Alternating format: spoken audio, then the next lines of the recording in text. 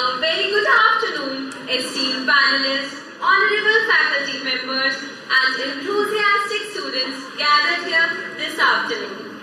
To begin, I would like to share a powerful thought by Seth Godin.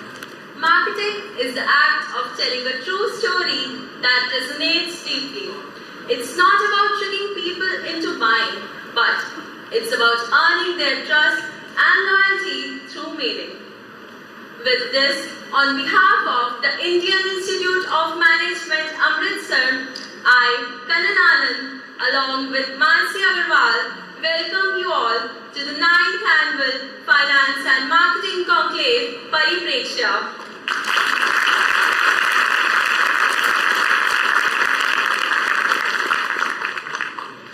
Pariprekshya brings together visionary marketing leaders, brand strategists, and innovators who are redefining how businesses connect with an ever-evolving audience. It celebrates creativity driven by data, strategy shaped by emotion, and storytelling powered by purpose. This conclave is not just about marketing. It's about understanding people, anticipating change, and shaping conversations that inspire trust and loyalty in a dynamic world. परिवर्तनं जगतः नियमः अवसरेषु विजेतारः ते एव ये नूतनं स्वीकुर्वन्ति. Change is the law of the world. Winners are those who embrace the new and turn change into opportunity. With great enthusiasm, we would like to introduce today's theme for the marketing panel. Generational shifts, emerging opportunities, crafting brand relevance amid the youth bulge. The world's largest youth population is reshaping the marketplace, not just as consumers, but as creators, influencers, and change agents. This generational surge brings new aspirations, values, and digital behaviors that are transforming how brands communicate and engage. For marketeers, it's no longer about following trends, but understanding the evolving psyche of Gen Z and Gen Alpha, the demand for authenticity, social awareness, and public expression. In an era defined by micro-attention spans and AI-driven personalization, brands must constantly reinvent how they connect and create meaning. The theme explores how they can sustain relevance across generations and balance immediacy with long-term value in a world of constant disruption. And with that, I cordially invite all our esteemed panelists and the director sir on the stage to present a token of appreciation.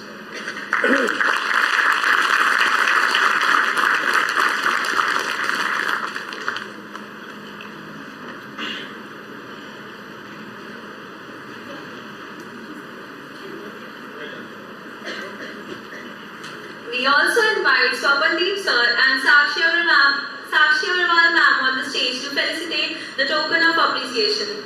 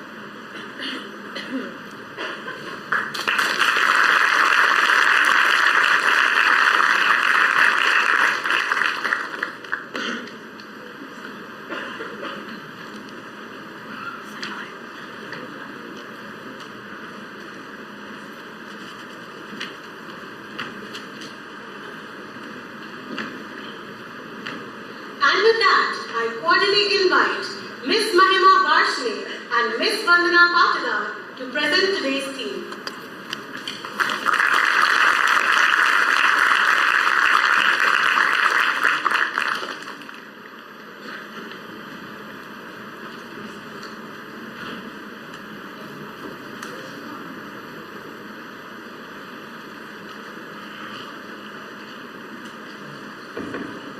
Good afternoon, everyone. I, Vandana, alongside Mahima, are here to give a presentation on theme Generational Shifts with Emerging Opportunities, Crafting Brand Relevance amid the Youth Bulge. In a world that's constantly changing, the most significant shift is often the one that's happening right in front of us, the rise of new generations. Today, we are diving into these generational shifts to explore the emerging opportunities they present. Our focus is on a critical question for every brand today. How do you craft relevance amid what we call the youth bulge, and who are the new power players in the market? Meet Generation Z and the generation right behind them, Generation Alpha. Together, they form the future market defined by their immense power, size, and influence. Generation Alpha alone is set to become the largest generation in history with almost 2 billion members globally, while Generation Z's spending power is projected to reach an astonishing $12 trillion by 2030. A perfect example of this influence is Epic Games' Fortnite. It's far more than a game. It's a virtual economic hub that earns billions through digital cosmetics and in-game experiences. A perfect example with virtual concerts and creative collaborations, Fortnite shows how young audience value experience, digital identity, and community more than just the product itself. In India, the same generational behavior can be seen in brands like Lenskart, which blends digital convenience with fashion personalization. Growth, which empowers young investors through simple app-based investing. And Zepto, the quick commerce unicorn redefining instant gratification for a digital native audience. Together, these examples highlight that the youth bulge isn't just a demographic, it's a digital first, purpose-driven consumer movement shaping the future of global and Indian markets. Now, let's zoom in on Gen Z, the digital native activists. They are inclusive consumers and socially progressive dreamers who demand purpose, authenticity, and accountability from the brands they support. These are individuals who believe that every purchase should reflect their values and worldviews. Their identities are shaped by highly personalized feeds, anonymity trends, and content communities that allow them to express themselves freely. For marketers, this means being real and relevant. But here lies the tension. Gen Z is budget conscious, yet they insist on choosing brands that align with their ethics and values. They want affordability without compromising principles. A powerful example of this conflict is Patagonia's Buy Less, Demand More campaign. The brand publicly told customers not to buy their products unless they truly need them, promoting repairs and resale instead. This bold honesty transformed Patagonia into a symbol of ethical leadership, deepening loyalty among conscious consumers. In India, the same mindset is visible in brands like Moneyview, which empowers young consumers to make smart, responsible financial choices. Beko, which focuses on eco-friendly home products. Rapido, which makes mobility affordable yet efficient. And Mamaearth, which promotes toxin-free, sustainable beauty. Together, these brands show that Gen Z's loyalty is earned not through discounts, but through transparency, values, and accountability. Right on their heels are Gen Alpha. If Gen Zs were digitally native, Gen Alpha are AI natives. This generation has never known a world without algorithms. They are highly adaptable to diverse AI and digital environment, the truly iPad kids. Around 49% of Gen Alpha children are already using AI tools, developing advanced cognitive and problem-solving skills from an early age. They are also deeply environmental conscious. About 24% of them show strong environmental awareness, higher than both Gen Zs and millennials. For brands, this means growing push toward ethical, educational, and eco-friendly innovations. Safari robots exemplify this mindset. Their app-controlled coding toys blend physical play with AI learning, helping kids build real tech literacy. Indian brands are following suit. Kutuki, an early learning platform, promotes creativity and cognitive growth through interactive and regular content for preschoolers. Nessa, an emerging AI startup, represents the future tech ecosystem that Gen Alpha will inherit, creating infrastructure for safe and responsible AI engagement. And FirstCry, India's leading kids marketplace, connects digitally savvy parents with sustainable, child-focused product reflecting the eco-awareness this generation values. The message is clear. Brands must design experiences that build AI literacy, encourage creativity, and align with sustainability.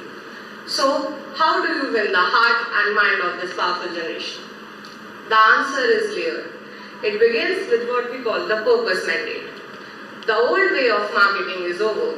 Brands must now move from marketing to mission. Instant rejection of brands perceived as woke-washing shows that Gen Z and Gen Alpha demand genuine purpose, not performative messaging. To stay relevant, brand must focus on minimizing the two-say gap, ensuring what they claim is exactly what they practice. Authenticity and transparency are non-negotiable. An important part of this new authenticity is brand acceptance of their failure and progress openly through creative marketing. When brands communicate their learning journey, not just their success story, it strengthens credibility and builds long-term trust with the audience. Going forward, purpose is not a campaign, it's the character of the brand. The best example of purpose mandate globally is Unilever's commitment to sustainable sourcing.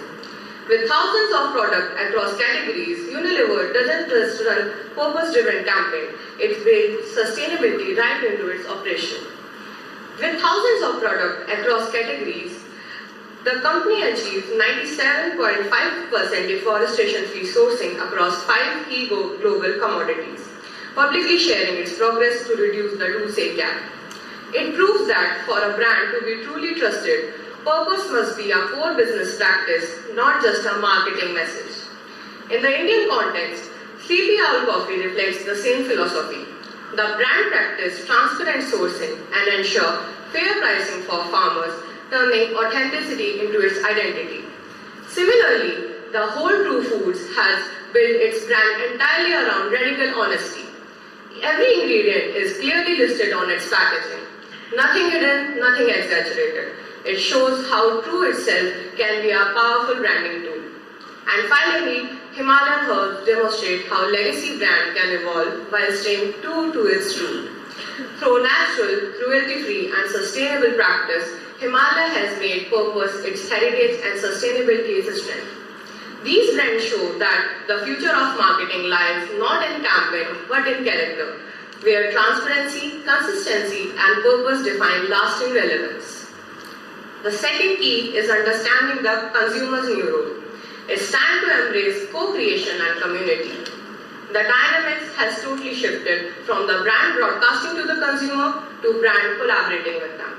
The smart brands are opening their product development to the public, listening to their feedbacks and building what their community actually wants. When you do this, you gain loud advocates who campaign your brand. And ultimately, this approach strengthens brand loyalty, built not just on transactions, but on authenticity, shared value, and digital engagement. When people feel seen, heard, and involved, they don't just use the brand, they embrace it. A top example of effective co-creation and community-led growth in India is Meesho. It has built its success by empowering millions of small sellers and creators, especially women and students, to become entrepreneurs using social media. This community-driven model has transformed consumers into brand advocates, co-creating the platform's growth through shared experience, feedbacks, and local innovations. Similarly, Treasure, through operating in different segments, follows the same principle of customer-centric innovation, leveraging feedback to refine its retail experience and strengthen brand trust. MyGlam has built a beauty ecosystem where consumer review and poll directly influence product development. ensuring every launch reflects real users' experience. Moving forward, the strategy is to master the digital funnel by aligning value with ethics and affordability. Transparency and discount must go hand in hand. This means no hidden fees and clear pricing will build trust at every stage of the funnel. Brands today must go beyond communication and start actively addressing the evolving expectation of Gen Z and Gen Alpha. Addressing means listening, adapting, and taking visible action, whether it's on sustainability, inclusivity, or digital transparency. Furthermore, the focus must be on interactive and mobile-first experience that meet these consumers where they are. ASOS excel at this strategy. They provide a seamless mobile-first experience, critical for the budget-conscious Gen Z. They master transparent affordability. ASOS offers a 10% student discount on all year-round purchases. There are clearly displayed upfront shipping costs and student discounted, and the entire purchase process minimizes the friction. This demonstrates that for brands, transparency and price clarity are essential trust builders, acting as powerful initiatives that keep consumer moving through the funnel. Pixel, India's space tech pioneer, exemplifies this approach, focusing on innovation that serves a purpose. Similarly, Jumbotail, India's B2B grocery marketplace unicorn, exemplifies transparency by digitalizing every stage of the supply chain. Its tech-driven model ensures fair pricing, accountability, and trust between producer and small retailers. Now, let's look at some brands who are getting it right.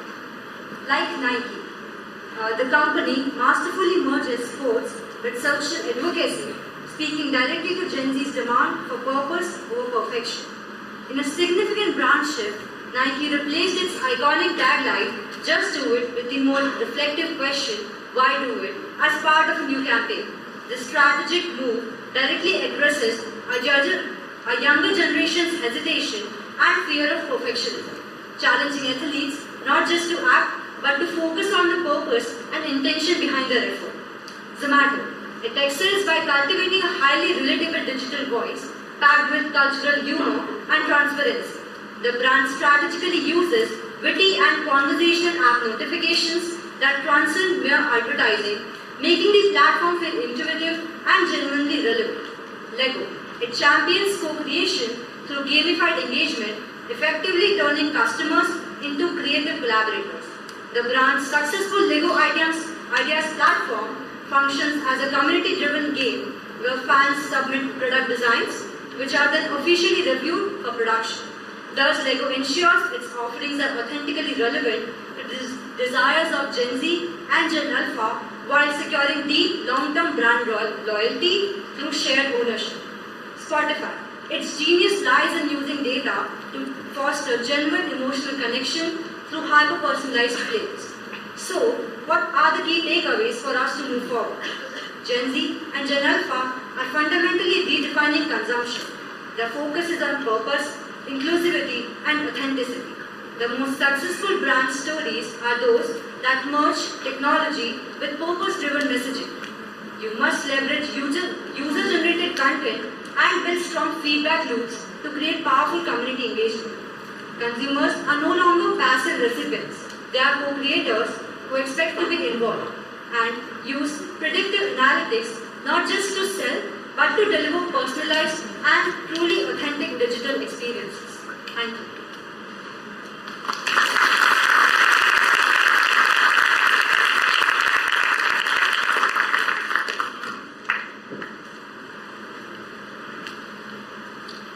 Thank you, Mahima and Vandana. Your presentation was informative and stimulating. A leader is one who knows the way, goes the way, and shows the way. True leadership is not about titles or positions. It's about impact, inspiration, and influence. Great leaders don't command followers. They cultivate visionaries who carry the torch forward. It is now our pleasure to introduce the panel for today's conclave, starting with Mr. Dhruv Kaura, Vice President at Reliance Retail.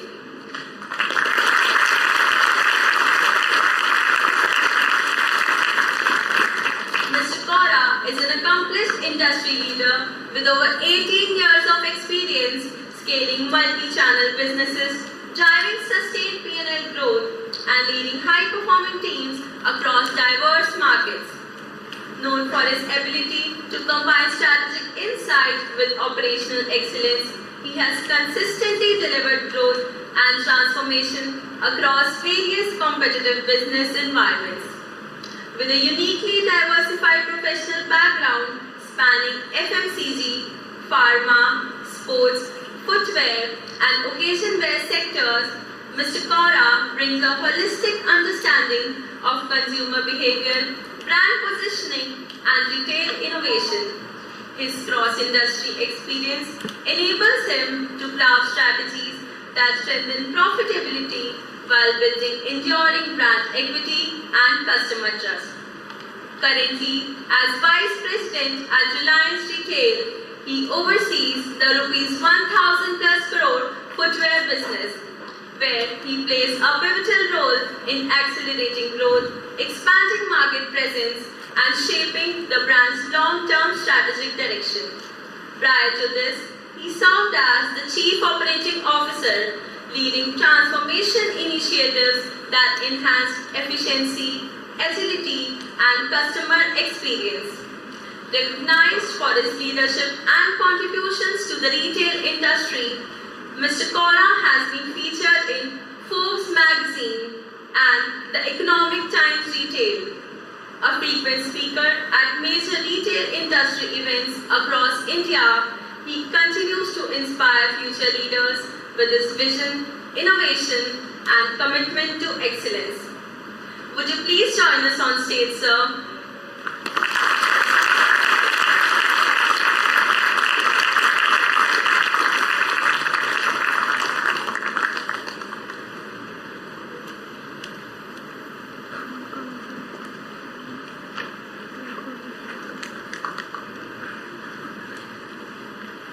It is now my honor to introduce our next panelist, Ms. Anita Subramanian, Director of Content, Marketing and Communications at JLL India.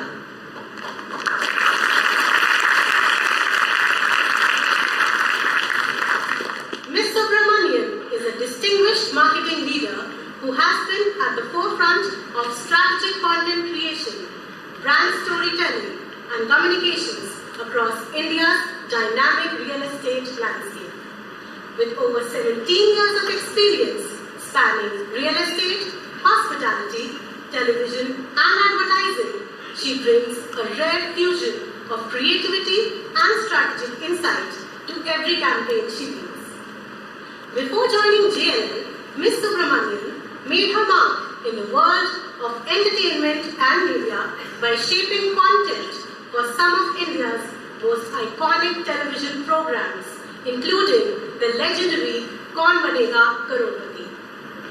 This early experience in mass communication refined her storytelling instincts and ability to connect with diverse audiences through authenticity and emotion, which she now channels into building purposeful corporate narratives.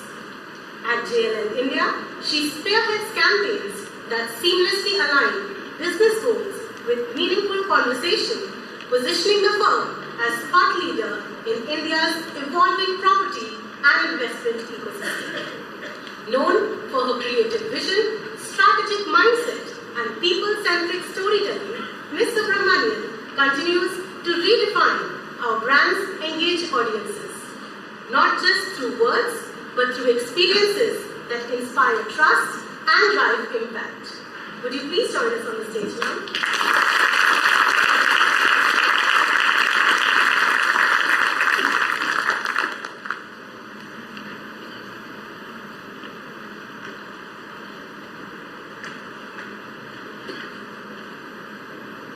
Up next, we have Mr. Manish Gupta, Chief Marketing Officer, Yum Brands.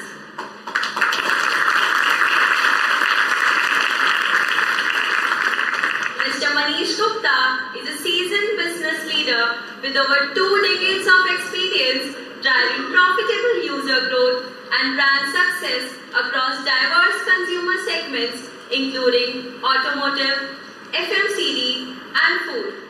With a strong foundation in both traditional and digital marketing, he brings a unique blend of strategic foresight, analytical rigor, and creative execution to every role he undertakes. Currently serving as the Chief Marketing Officer at Young Brands, Mr. Gupta has extensive expertise in category development, revenue and profitability strategy, and building marketing capabilities from the ground up. Over the past 10 years, he has played pivotal strategic marketing roles in the quick service restaurant sector with Domino's Pizza and Pizza Hut, where he was instrumental in shaping brand strategy, driving category growth, and strengthening consumer engagement at scale. Prior to his QSR journey, he managed B2C challenger brands in the mobile phone industry with Spice and Carbon, and he began his career with Maruti Suzuki, gaining valuable experience in marketing operations and category leadership. With a proven record of building brands, leading teams, and delivering measurable business outcomes, Mr. Gupta exemplifies strategic marketing leadership in dynamic and fast-evolving consumer markets. Would you please join us on stage, sir?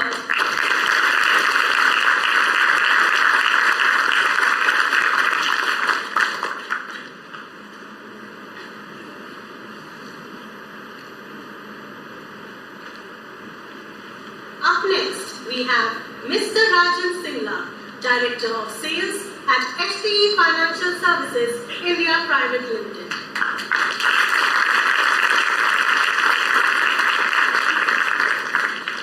Mr. Rajan Singla is a distinguished professional and board member at HPE Financial Services with a wealth of expertise in IT asset economics and asset lifecycle management. Based in Mumbai, he has been instrumental in advancing Hewlett Packard Enterprise's vision of leveraging technology to transform the way we live and work. With over 25 years of experience spanning corporate and retail finance, captive financing, IT asset management, supply chain financing, and channel management, Mr. Singla has built a reputation for combining strategic foresight with executional precision. Prior to his current role at HPE Financial Services, Mr. Singla spent a decade at IBM Global Financing, where he led key business functions including IT leasing, services financing, and global asset recovery services. His earlier professional journey includes leadership roles at Mahindra and Mahindra, Tata Motors, and Reliance, where he developed a comprehensive understanding of business operations and financial ecosystems.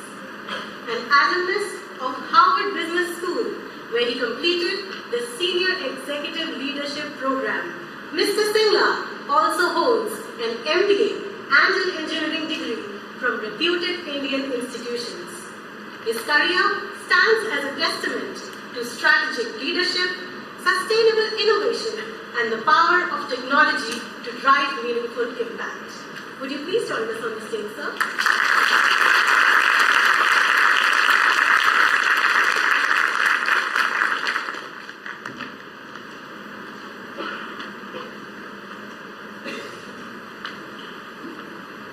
We would like to take forward the course of today's conclave by inviting the panelists for the discussion. I would request Mr. Dhruv Kaura to take the lead of the conclave and commence today's discussion.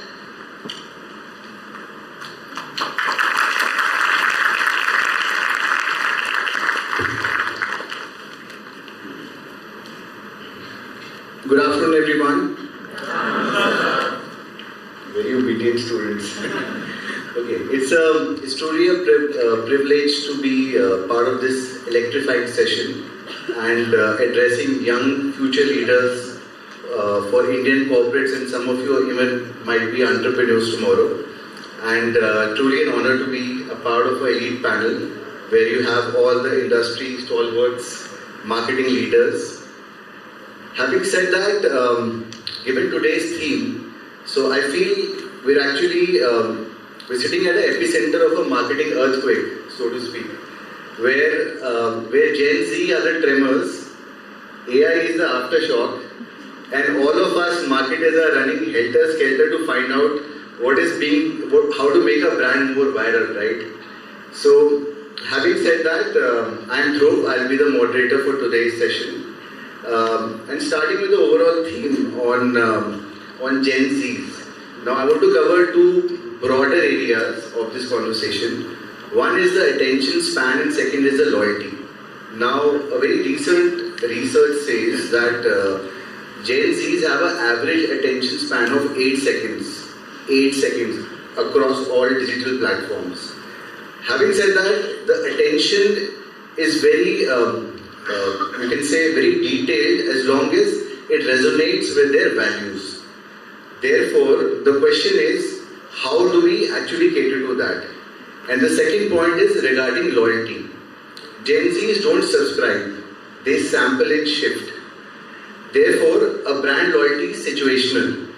If a brand stops resonating with the Gen Zs, they move instantly. Let's give some examples. 3 decades back, there was something known as ICQ, which people would not have even heard of. Then came Orkut. Have you heard of Orkut, anyone? Yes. Then came Facebook.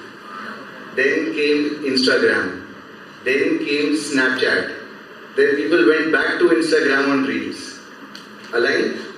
So therefore, if a brand is not resonating with the Gen Zs don't buy product, they buy alignment. Now on that note, I want to throw the question to my panelists. Is short form content, collaborating with creators and building communities the way forward, or should we still rely on legacy?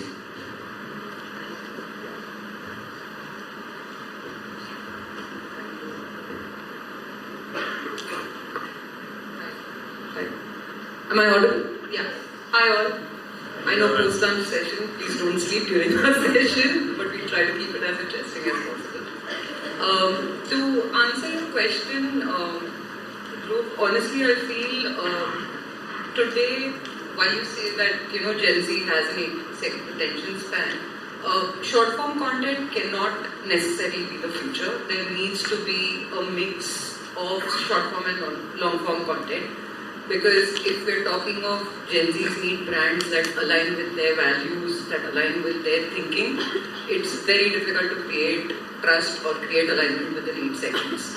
I can very happily try and convey my messaging by saying that yes, I'm a sustainable brand, or yes, I'm great, but till you don't see it in practice, which you will not be able to usually see in 8 seconds, or you'll have to do multiple forms of 8 seconds. So every moment of truth, you're coming to that. Yes.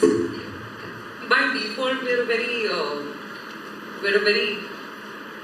think differently, right? Like we don't trust anything too easily. Like you may go for a film based on what your friend tells you, but you will still research and go through a review. You will do all of that. So trust does not come very easily to us, and I don't think 8 seconds at any given point of time is good enough for it.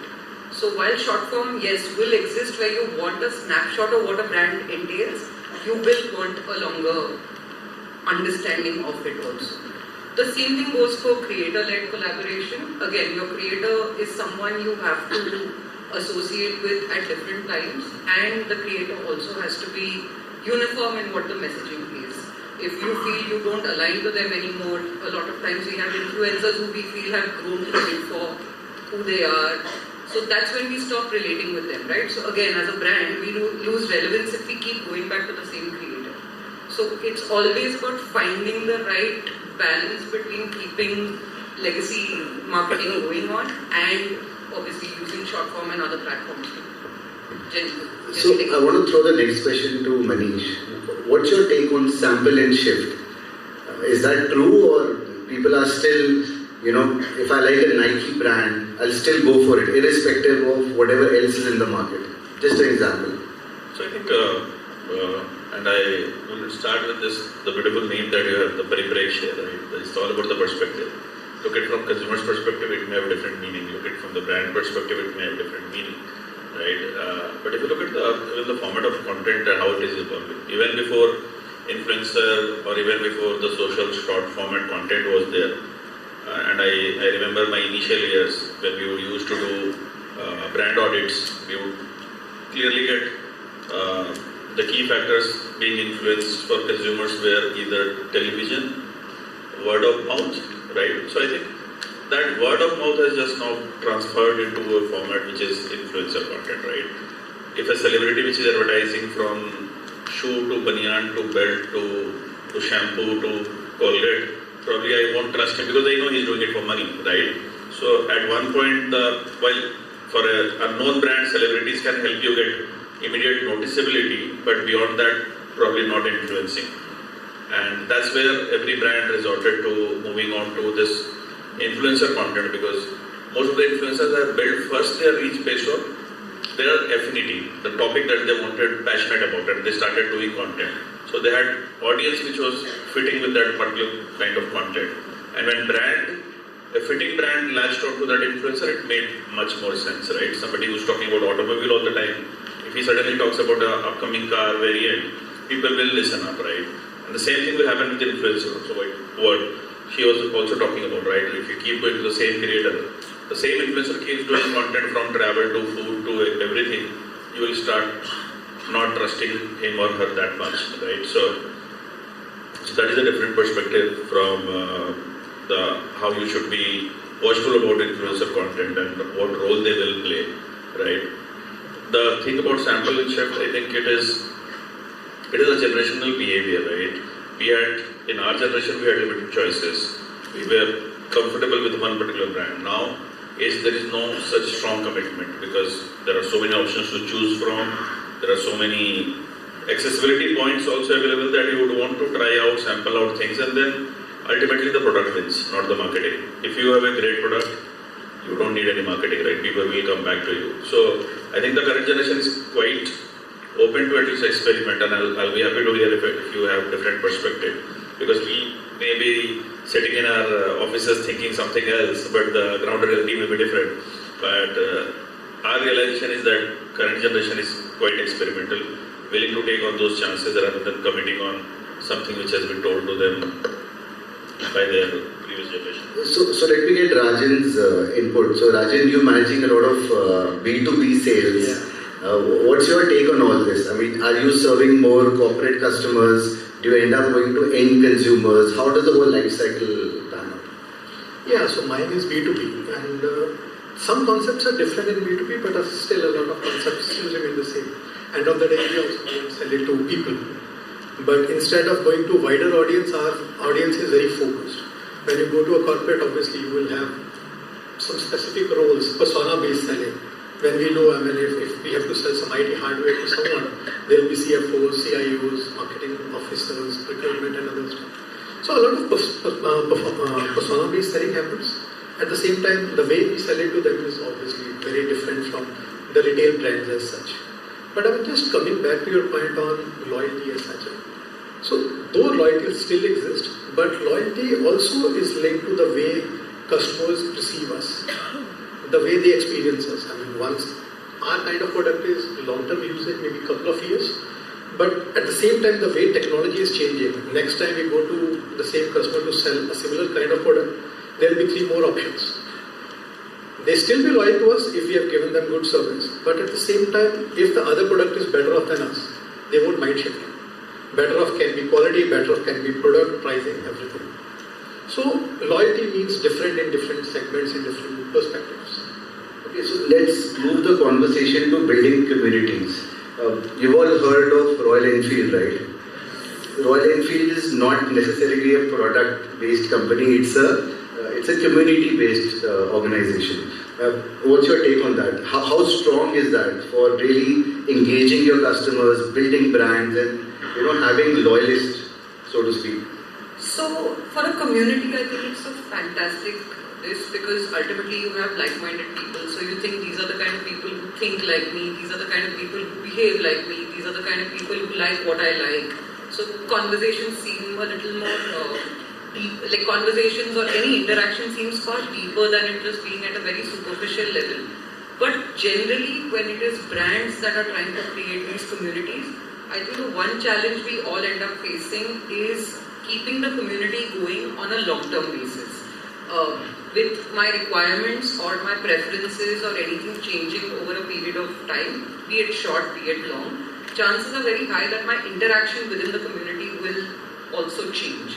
So as a brand, it becomes difficult to, when you're trying to build a community that is very specific or very niche, it's difficult to try and completely change that. Or then you end up trying to create newer communities that cater to newer requirements. And again, it just becomes a long-standing process of one after another after another. Okay. So let's say building community is extremely important, right? Can you also develop new products or improve your own existing products through these communities? Because these are the people who are your brand ambassadors, right?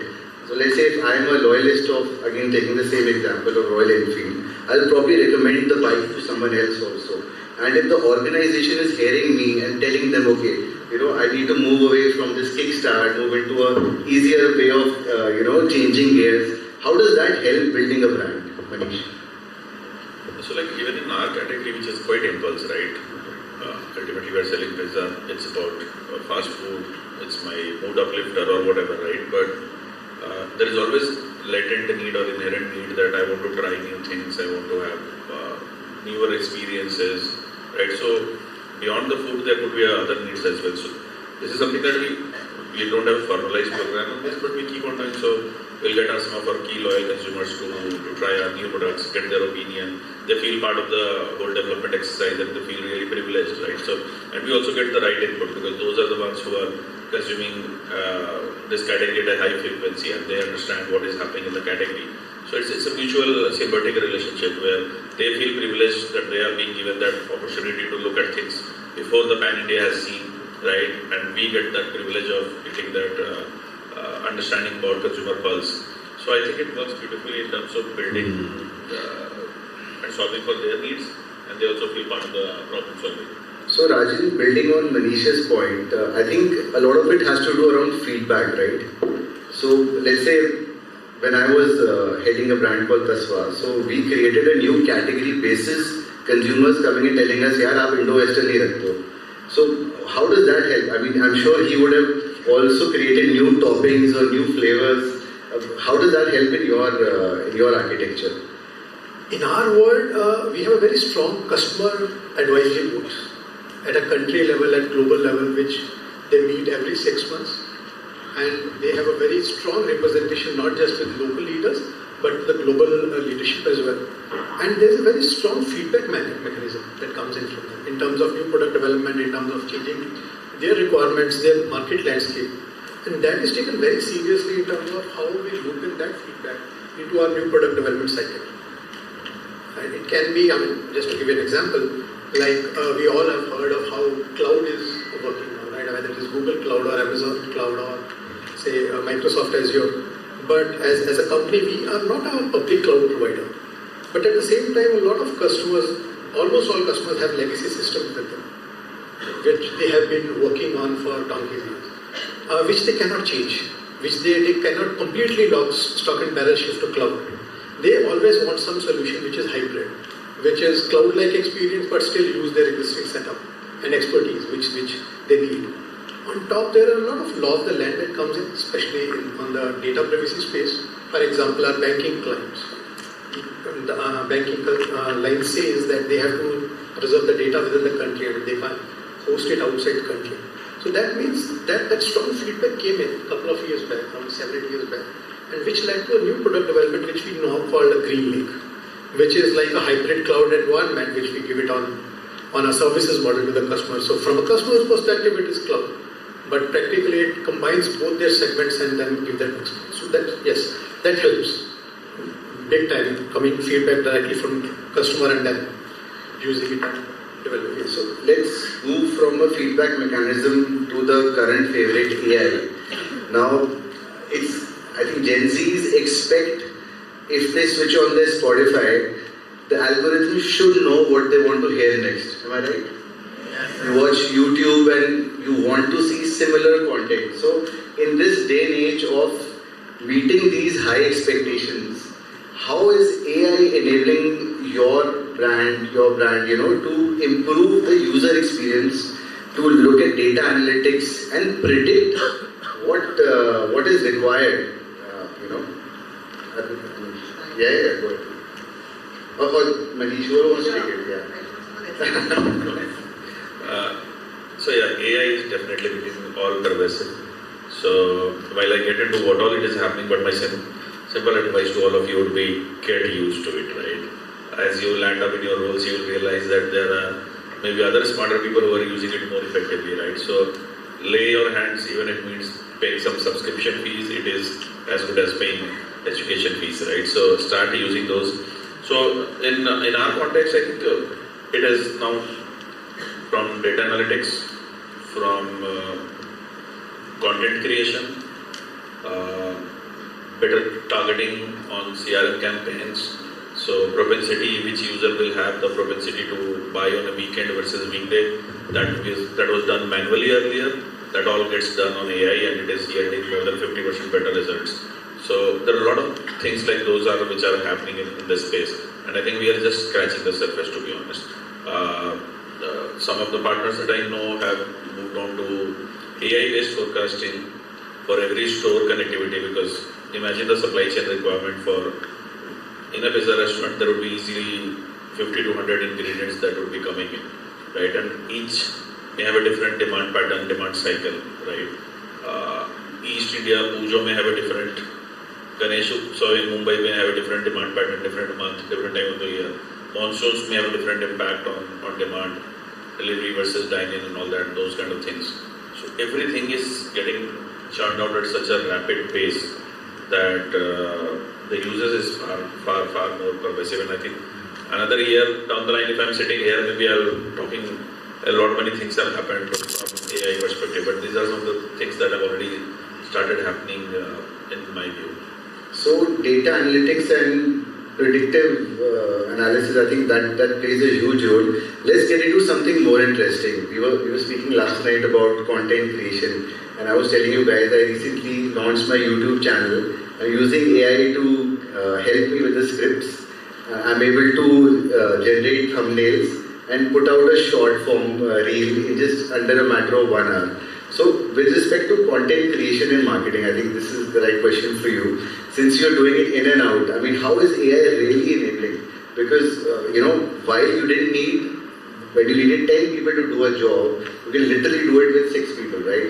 But those 6 people need to know how to use that and actually generate 100x of what was happening earlier. What's your take in day-to-day life on that? Well, to be honest, when AI first came in, I was one of the first people to think, "Meri job gayi."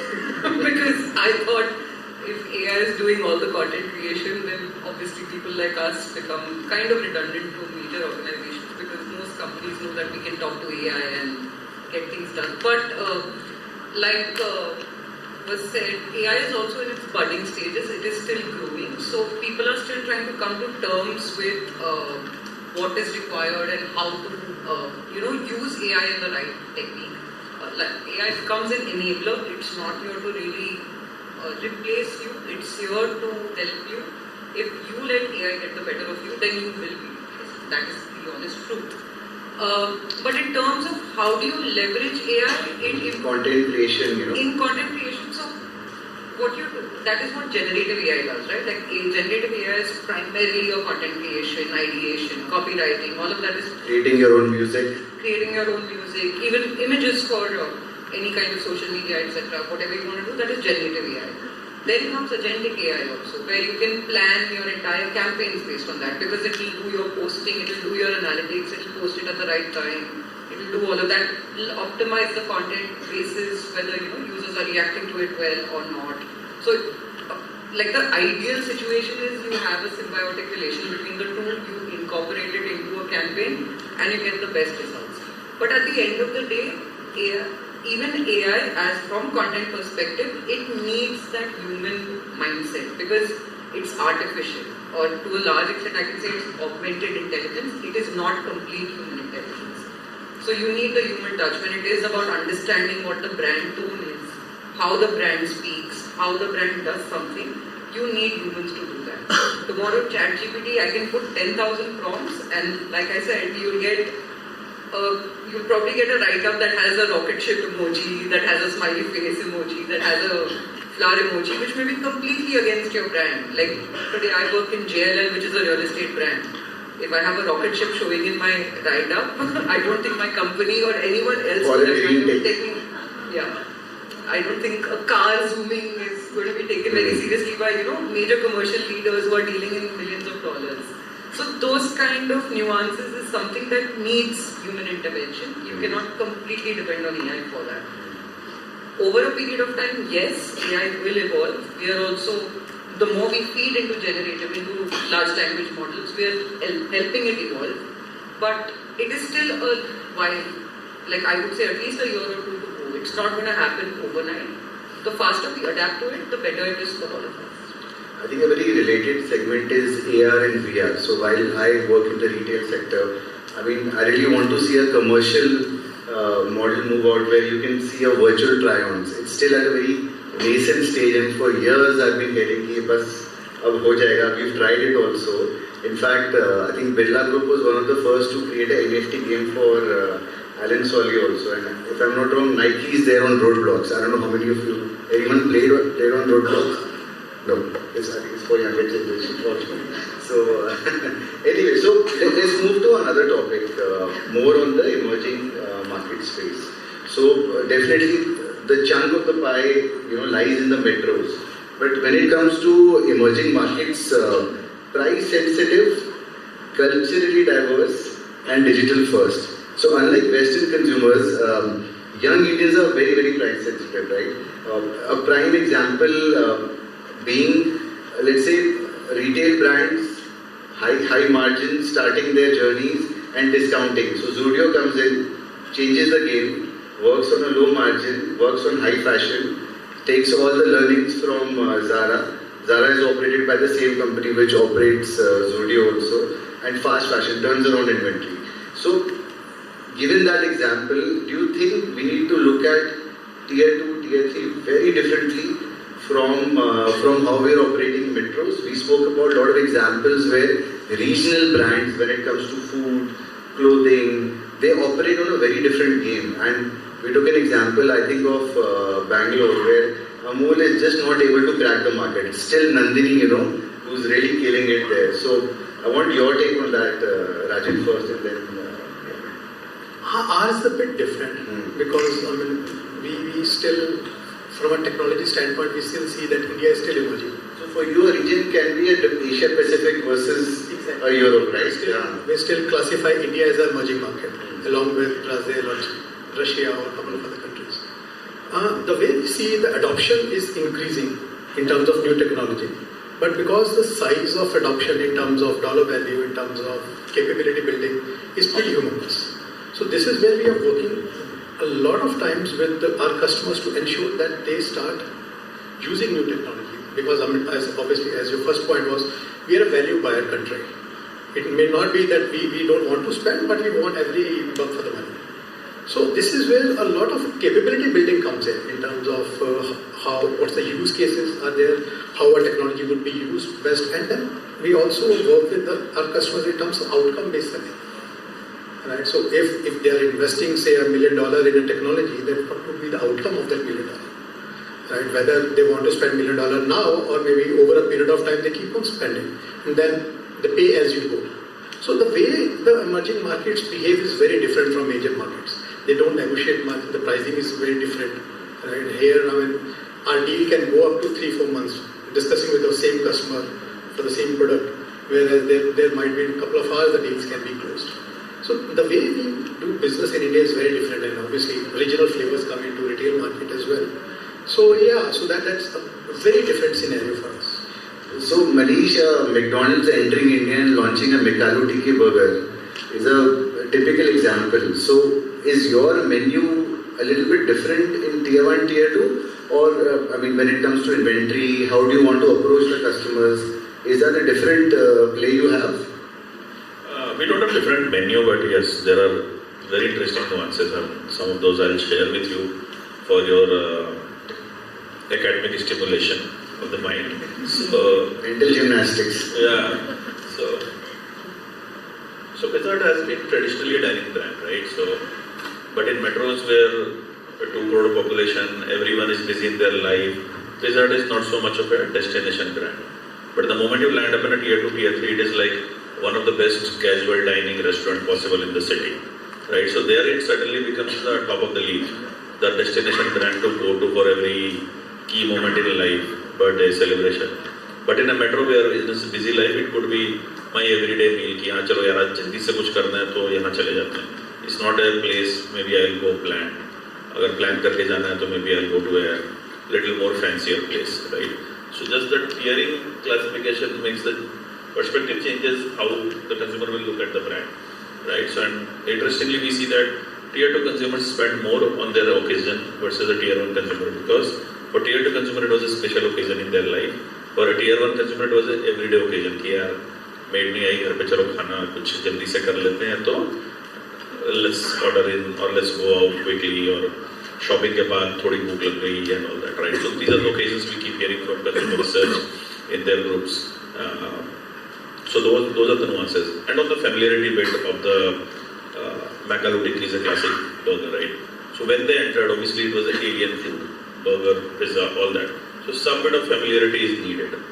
But the point is, when any consumer is thinking about eating out, they don't want familiarity. आज कुछ अलग चाहिए, घर का दाल चावल नहीं चाहिए तभी तो बाहर जा रहे हैं या बाहर खाना है. So you don't want too familiar also, right? So it's a vector.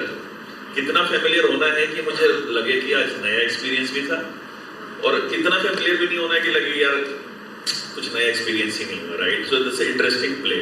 So we were doing one interesting project where we were working on a further penetration of pizza as a category. So we had done a lot of Indian flavors, right? Think of dal makhani, think of all those kinds of flavors on a pizza category, right? Products were amazing. Everyone loved it. I also loved those products. Consumers also gave them good response. In terms of a quantitative consumer survey, all good rating, 9 on 10, 8.5 on 10 and things like those. But when we started interacting with them in a more subtle and nuanced way, when do you think, what role it will play in your life, when you will have this and all that. They said, this is good taste, but I won't come to buy this. Like, why you gave 9? Not product taste wise it is 9, but this is not fulfilling the need of my pizza. I said, what is the need of a pizza? So pizza is a format that is a base, there's a sauce, there's a cheese and there is a toppings. So we said, okay, what is so exciting in a basic onion capsicum topping versus I'm giving you dal makhani rich flavor note on your pizza. They were like, this I eat every day, right? This I eat in the nukkad, in the corner. When I'm coming to a Western brand, I want the Western idea of the food, which is plain ही सही, but onion capsicum topping, right? And capsicum हमारे घर में रोज नहीं बनता है, right? Capsicum की सब्जी हमारे घर में, this is consumer telling us, capsicum हमारे घर में रोज नहीं बनता है. Capsicum हमारे लिए special, and we sitting in corporate with me, capsicum is boring, right? For them, capsicum and corn was exciting, and any pizza menu you will see capsicum, corn, onions are the lowest price topping pizzas, right? But for them it was inspirational because that is not cooked in their home every day. So once you go out and start interacting with consumers, you will get amazing perspectives and we're like shocked कि ये कैसे हो सकता है. So I'll give one more example and then I'll come to Arpita. So once you visit stores in metros, let's say you were at Adidas store or Reebok store, that's typically operated by the company because they want the experience to be elite. But when it comes to regional nuances, you will go to Lucknow, it will be operated by a franchise partner. So they also understand that a regional player based out of that city can operate much better than them sitting out of the head office. So on that note, I think JLL is the whole real estate play. It's a stalwart in when it comes to real estate. How does that change things? So ideally, JLL when it comes to marketing, I don't think Gen Z or Gen Alpha is a whole target in any which ways because we're talking of huge commercial real estate properties as such. But one thing we've also realized over in JLL and through the research we have done is, so India is the most populous country in the world. We've surpassed China in 2023. We're also the country with the highest youth population. Over 60% of our population is younger than the age of even 35. 60% of that is less than 25 years old. And obviously this 60% is not in your tier 1 cities. They're not in your metros. They're all over the place. You all are all in Amritsar today, but I'm sure not all of you all are from Amritsar originally. I'm assuming a lot of you all are from very different places.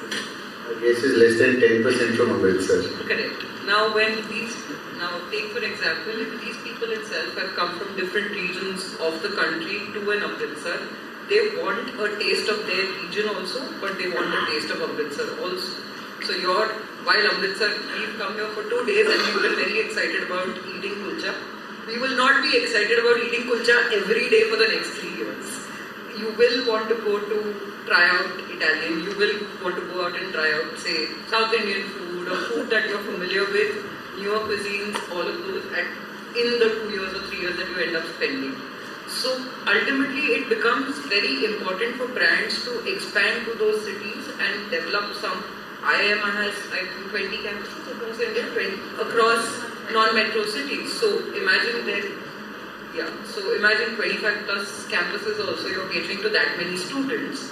You've been 300 here, right? So imagine into 25, you're already having that many more students that you're catering to, and non-IIM, other colleges, etc. also you'll have that crowd. To add to it, I also don't think, because we become such a, urbanization, we become such a melting pot of cultures across different cities, it becomes very important for brands to not replicate what we've done in Bombay, say in Amritsar. You have to understand the local nuances, you have to understand what keeps the population here going, and then kind of blend your brand in very naturally. It has to seem seamless and organic, as opposed to it suddenly becoming McDonald's is in Amritsar also, but you will still find something Punjabi about the way they probably promote themselves. Okay, similarly, in Bombay also, we will find something very Bombay about it. So you have those regional nuances that play out. So ultimately, it's about finding that balance. So since we're talking about regional marketing, let's talk about moment marketing. Now, we all know our country is full of festivals. There are cricket matches, there are music concerts. So how do you guys, without being too much in the face, too pushy, use that to your advantage? I know Zomato does a fine job. All of these lifestyle brands, they come on Diwali special sale. I mean, the brand I used to run was basically run on weddings, right? So for me, that was a whole play. But when it comes to moment marketing, how do you try to capture those without really pushing the envelope too much? Authenticity still needs to be there. So I'll take an example of how it used to be during my previous jobs. So when I used to run a business on retail financing, right? So moment marketing used to be around festivals when a lot of car sales, it was automobile financing at one point of time. So it used to happen during festivals, around festivals, New Year, Diwali, Dashra, Navratra. In fact, this GST 2.0 is also moment marketing. Kind of, right? yes. So those are the, GST is once in a decade kind of activity, but otherwise festivals are like all around the corner. So a lot of activities around go-to-market, around how we reach out to customers, how we reach out to the channel partners was very different from a run-of-the-mill activity. I mean, there can be campaigns around some special offers, and there can be campaigns around some kind of different type of payment structuring. So those kind of things always used to happen. I think that is one trend which will always continue and impact the market essentially. Just going on that, in moment marketing, it is nothing but identifying your categories, key consumption moments, and then figuring out what is the influence cycle, and you should be your top of mind for that consumer to be in your consideration, in the consumer's consideration bucket when the purchase cycle is there, right? So typically for us, cricket, good monsoon, key festivals, all becomes, or any moment when people are coming back with their families, they will spend time, will eat out and all that, right? Raksha Bandhan and things like those. So all those moments, obviously, for us, the learning has been that it is important to be not eating for the last day, because then last day you want to get enough reach built up. The CPCs will be expensive, others will be bidding very high. So it is good to plan it well in advance, do your job sorted out. And also at times, role of influencers also become critical, but those are some messages that brand would not want to go out and say it out in a TVC, right? And that's where the role of influencers also helps in passing out some of those messages certainly. For example, let's say I want to bash out my competitor saying I have a better feature than them or a particular brand, or their services to us is better. But as a brand going on TV, you won't want to do that, rather you will talk your story. That's where the influencers can play that role for you, that they can do the comparison, they can do the price comparison, they can do all those kind of things to build consideration and building the right, relevant purchase criteria for consumers. So, a lot of moment marketing also depends on certainly telling your stories through content creators also. So, what about co-creation? Before we presented, there was a lady talking about Lego co-creation. I couldn't help but notice you wearing Stan Smiths from Adidas. So Adidas used to call creators to come and decorate Stan Smiths, superstars. A co-creation leads to more possibilities. Even the brand did not know that we can do something better. Anything on that from a marketing or a product creation lens? Like I mentioned, so we do some of those community feedback mechanism, I think. Yeah. So we do those kind of community build-ups where we kind of get some ideas. We haven't done it in India, but there's specific programs where in some of the markets where consumers will create recipes. Those recipes get listed on the website, and the recipe created by consumer, the most ordered one will get some exciting prize and things like those. So those kind of engagement ideas also run in some of the markets in our ecosystem, but we haven't done it here so far. So on a previous point, I just remembered when Netflix came into India, so they came with Sacred Graves. When Amazon came to India, they came with Mirzapur. So localization, I think, is name of the game, apart from the Aloo Tikki example. So moving on to the next topic. So purpose with depth, not tokenism. How do you balance hard selling with purpose-driven storytelling? For example, real estate space can come across as very hard selling. I mean, we keep getting people approaching us that are you interested? So it can really get into the skin at times. So with real estate, right? Like it's a very aspirational brand. Like it's a very aspirational sector. Like tomorrow, if I decide that I want to buy a house in whichever part of the country it is, I know for a fact that I'm going to spend X number of lakhs, if not crores, on buying a house. And it is not something where it is, oh, I didn't like this, let me just go and exchange it for something better. By default, you know that you're going to spend the next 10 years or 15 years till you don't grow out or upgrade to another house or something on those lines. You know you're going to have to spend the rest of your life in that particular space. And this I'm talking primarily residential also. Even for offices, etc., an office would assume that they're going to be there for the next 3 to 5 years at least. So when it gets into that space of purpose storytelling versus purpose-led, real estate primarily works on sentiment and aspiration. We thrive on the fact that तुम्हारा सपना है कि खुद का घर हो.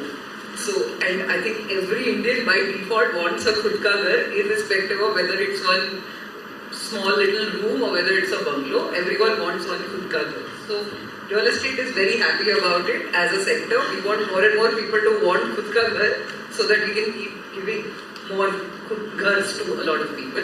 And you also have government initiatives to promote it, right? Like you have the Pradhan Mantri Awas Yojana and everything, which is about making homes affordable for everyone. So we're more than happy to push that.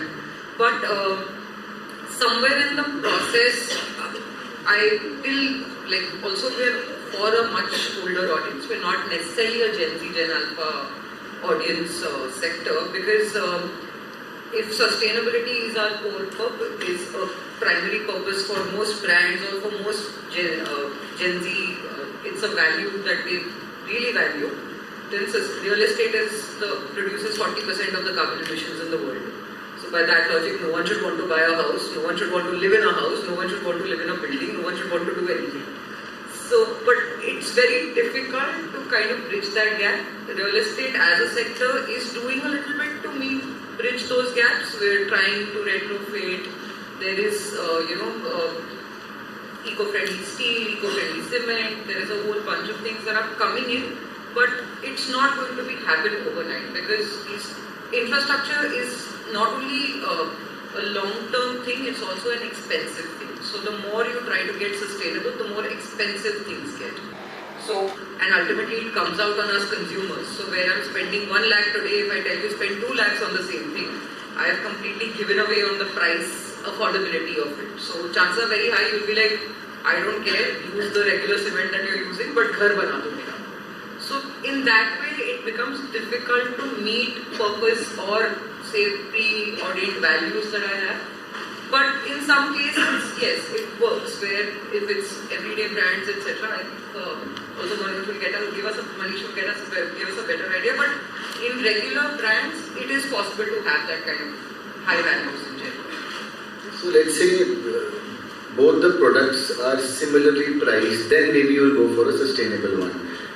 Definitely, That yes. can be true. In fact, it's coming across to us oldies as a buzzword because there are a lot of intergenerational tensions, right? I mean, we hear this sustainability so much. I remember when I used to work for Adidas, we launched a Ultra Boost shoe, which was for about 18,000. So the shoe used to be made from plastic in the ocean. So we used to recycle it, make it in a yarn.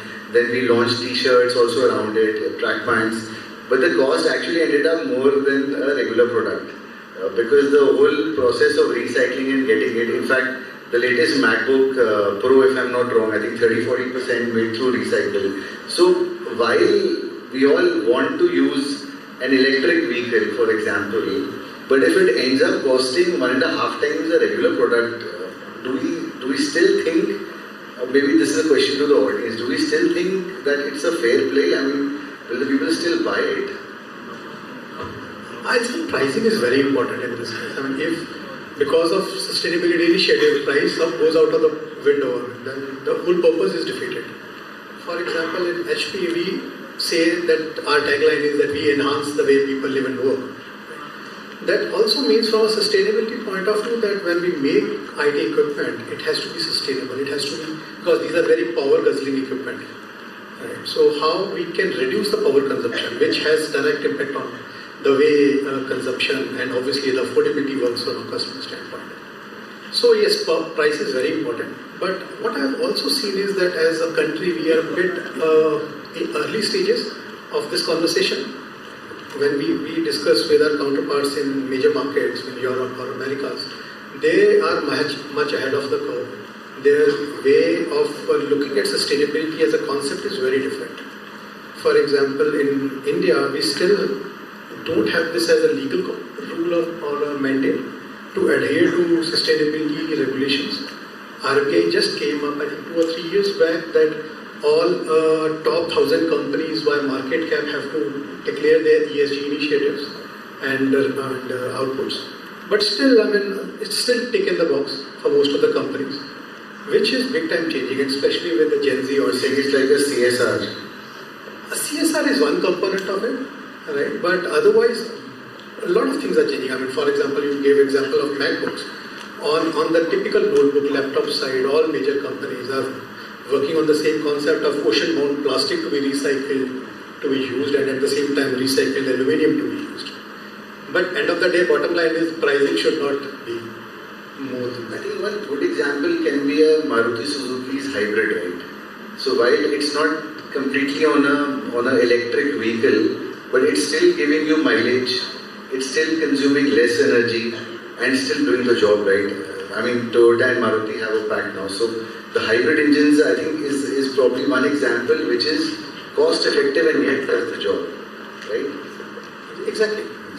Even, I mean, there is one way of thinking is that end of the day, even hybrid,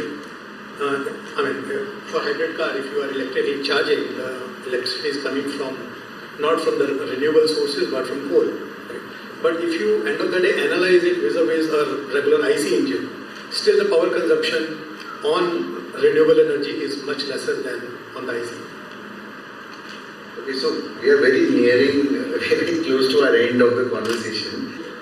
Where should the Indian regulators, brands and platforms really draw the line? I mean, we were speaking about the example of using the Axe Geo and all the sundar ladkiyan coming after you. So how much of exaggeration and where do you draw the line? It can get too much, right, at times.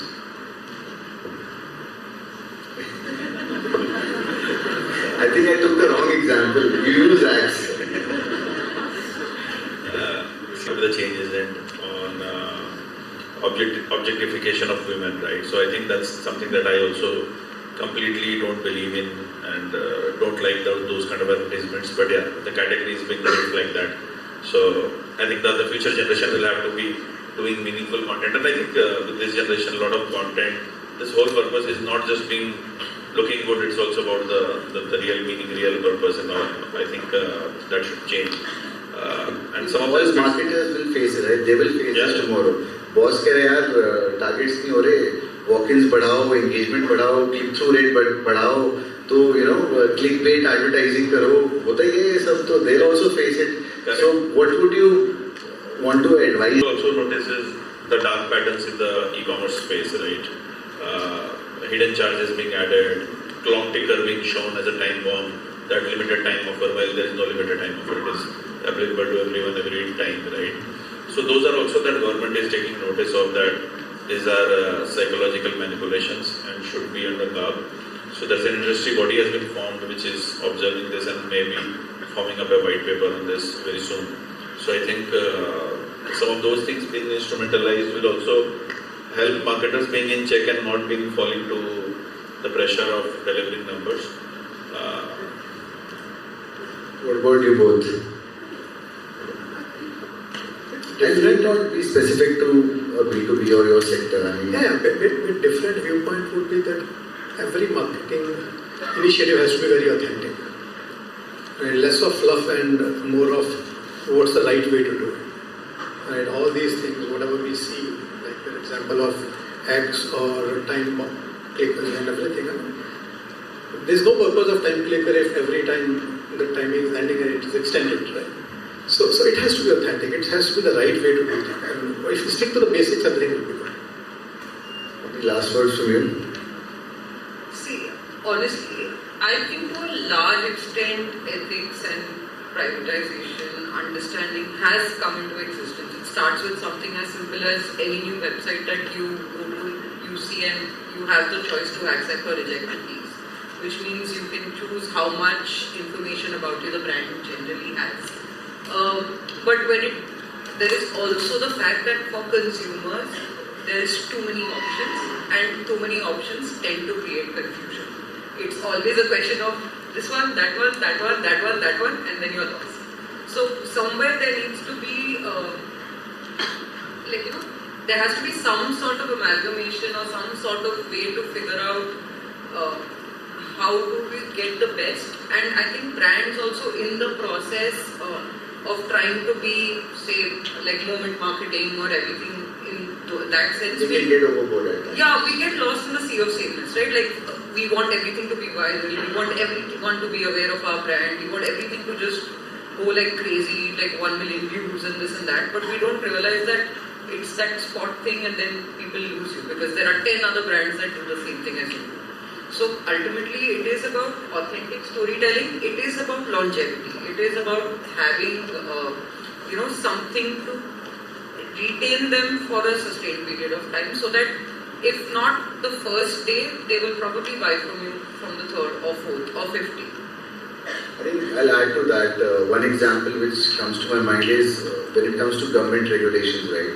There are a lot of financial influencers today. So SEBI really had a big crackdown upon them and they have to give a disclaimer. In fact, if you're not a SEBI registered advisor, I know because I'm trying to get that. So if you're not a SEBI registered advisor, you're not allowed to give recommendations. There'll be people with their courses, all young people getting influenced, getting into futures options. So much of government regulation has to come in when private sector goes overboard, right? That's just one example. And a recent example is what happened with the gaming industry, right? Like Dream 11 and all of those.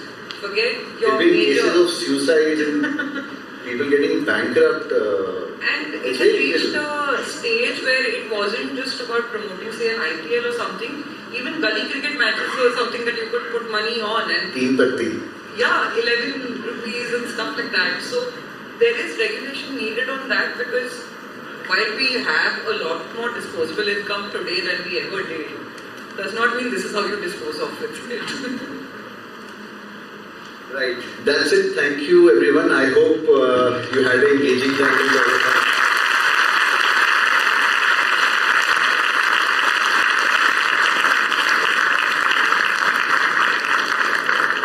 We extend our heartfelt gratitude to our dignitaries for enriching this session with their valuable expertise and wisdom, making it truly enlightening for our students. Now, we would like to call the Marco-Philic Club members for an open dialogue discussion with the panelists.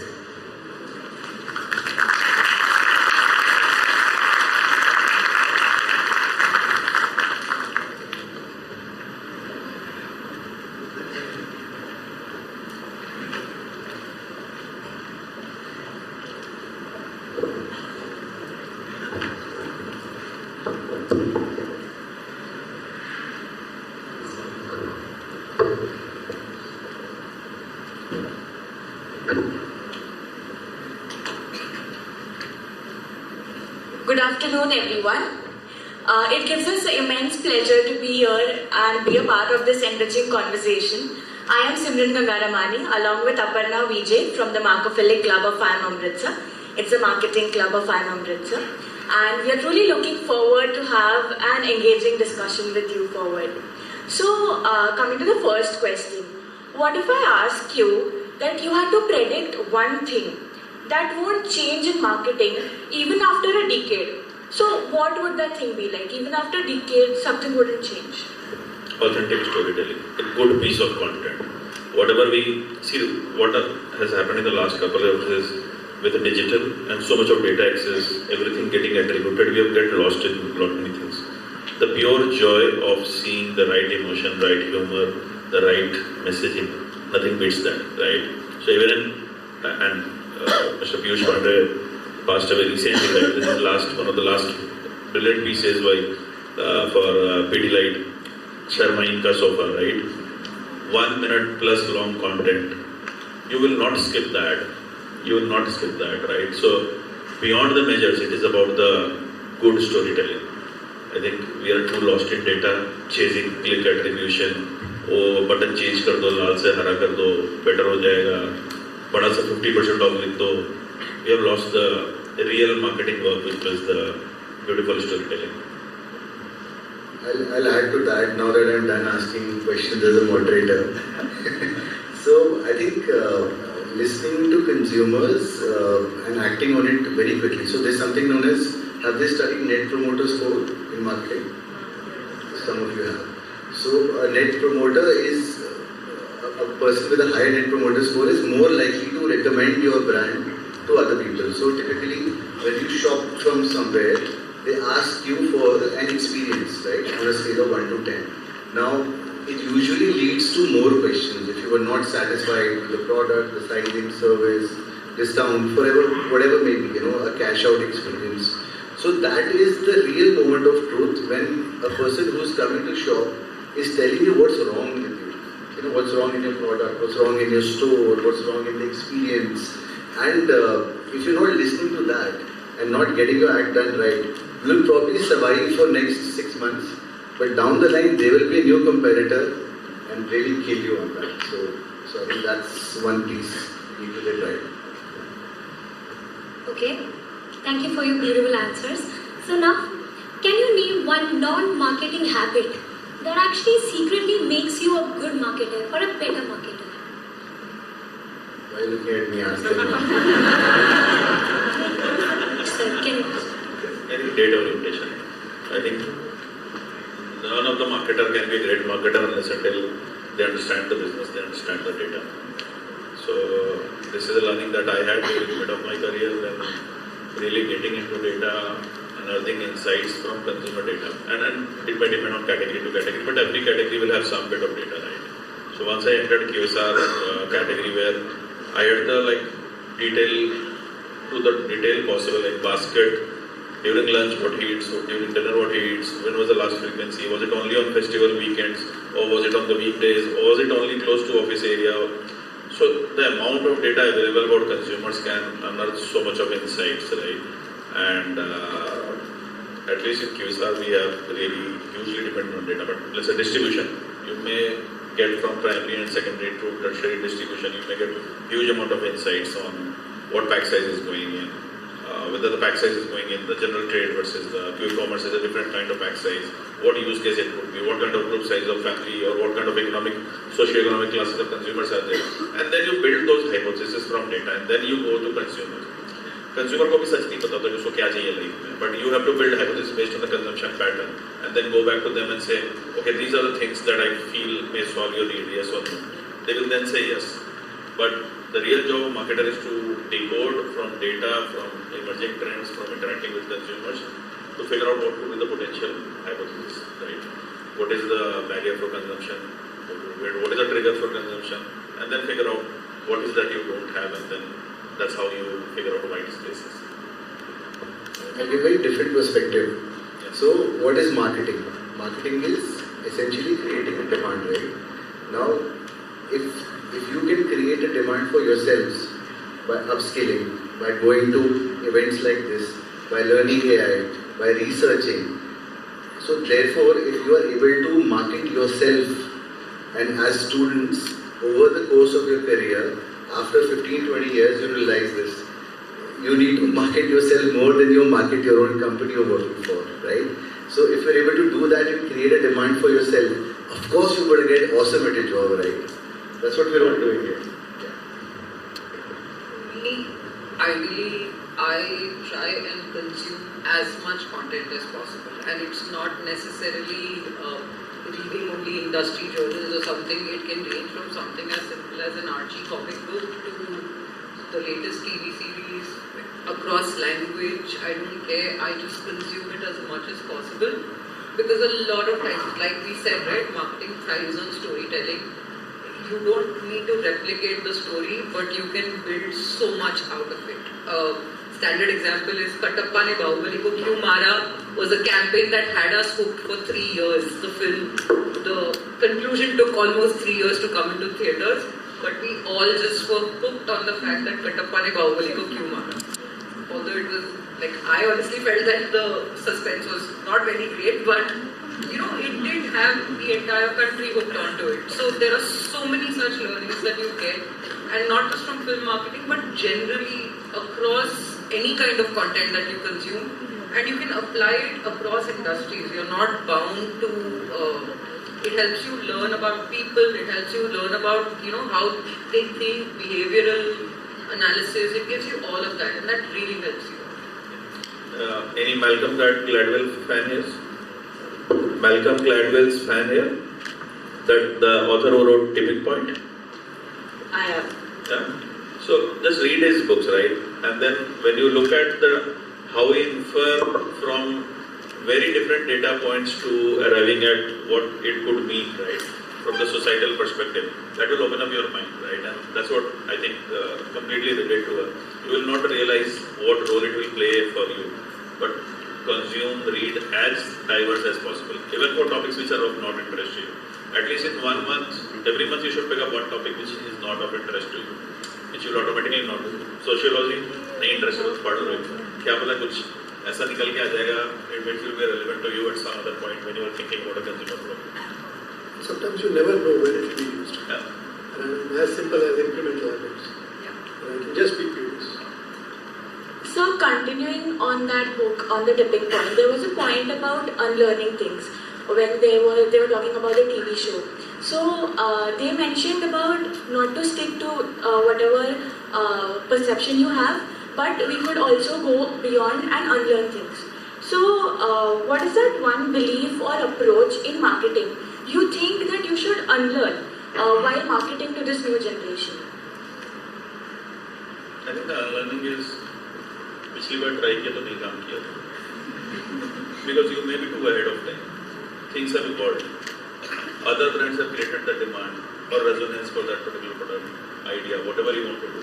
We keep hearing this, and every time you say, there is no harm in experimenting once more. Now, do you have any take on it?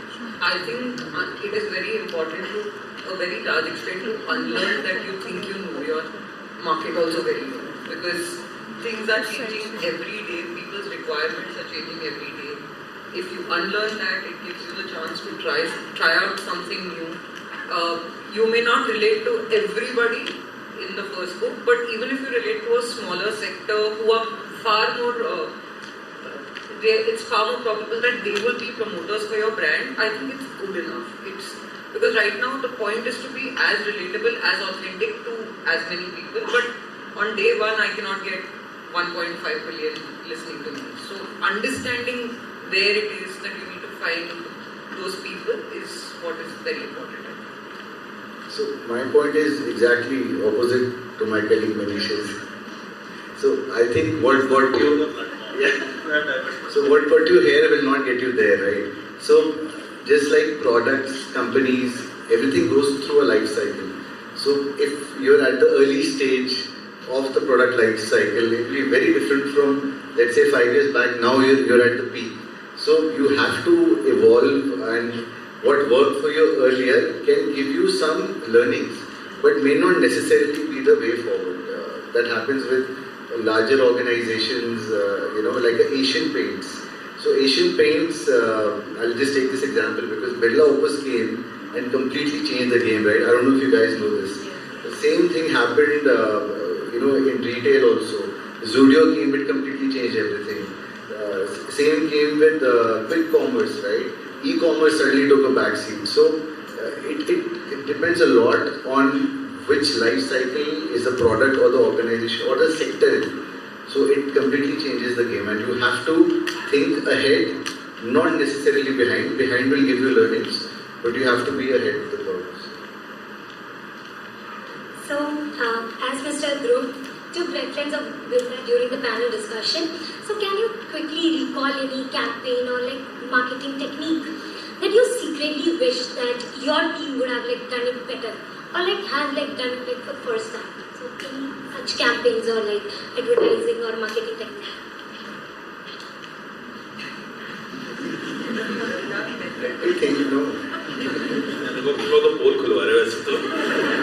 By the way, every marketer thinks every campaign we would have done better only. Nobody thinks that, ये करना चाहिए था. It's always, हम होते तो हम तो ये इससे भी थोड़ा काम कर लेते.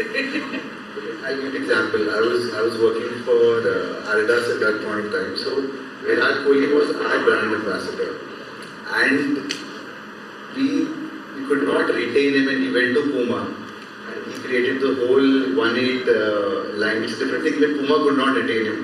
Now he's become an investor in Agilitas, if I'm not wrong. So I thought sometimes paying more for icons, you have to take that bet, right? Because you cannot get another Virat Kohli. So let's say they signed Rohit Sharma. Rohit Sharma is an amazing batsman, I'm a big fan. But he does not have that stardom or, selling a completely line by himself. So I think it's a different case. He charged 3 times. From a 3 crore per annum, he charged 9 crores per annum. And you know how many days we get? 2 days. 2 days. So Virat Kohli and I'll share a story. So I was working with the pizza brand, and we had tied up with RCB, Royal Challenger Bangalore, right? So as part of the deal, you typically in IPL, that's the guideline that you can't use single player because that becomes the brand ambassador. So you have to have 3 players minimum in any of your campaigns or any of the static visuals also. You can't really use just single figure, right? So obviously our intent was key to have Virat Kohli as the one. And we were supposed to sell a pizza, and Virat Kohli is a vegan. So the way we managed to do the film was that Virat Kohli was doing the banter with other teammates, and other teammates were having pizza. So we circumnavigated that he is still advertising for the pizza brand without consuming the pizza. So he said, I'll not touch the pizza, I'll not have it even in the shots. So write a script in a way that I'm not consuming, but I'm just being playful about it. We have launched a new vegan menu. He's a vegan, right? So I'm not a believer of health food in KSR. In जब अच्छा खाने का बना तो अच्छा ही खाने का. Also, vegan is more expensive. Then it again means purpose versus value. अब मैं आया हूँ अमृतसर, आप मुझे बोलोगे यार मल्टीग्रेन कुलचा खिलाऊंगा, तो मैं बोलूँगा नहीं. Salad खा लो अमृतसर. नहीं.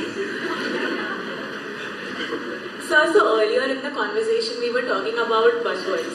So can I ask you to name one Gen Z buzzword that you have recently learned and probably you have used it somewhere or you have understood it well or you have used it in some campaign recently?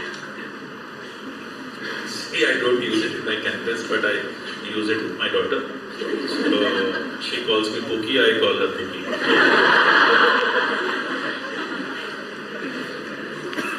That was an amazing one.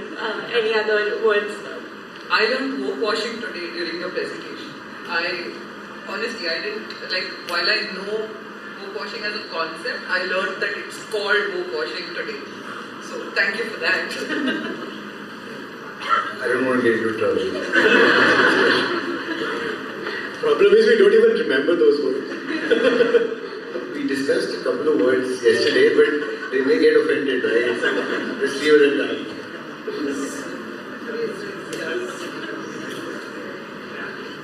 So now, if we could rewind like 10 years, so what advice would you give your young marketers, like, starting with Rajat?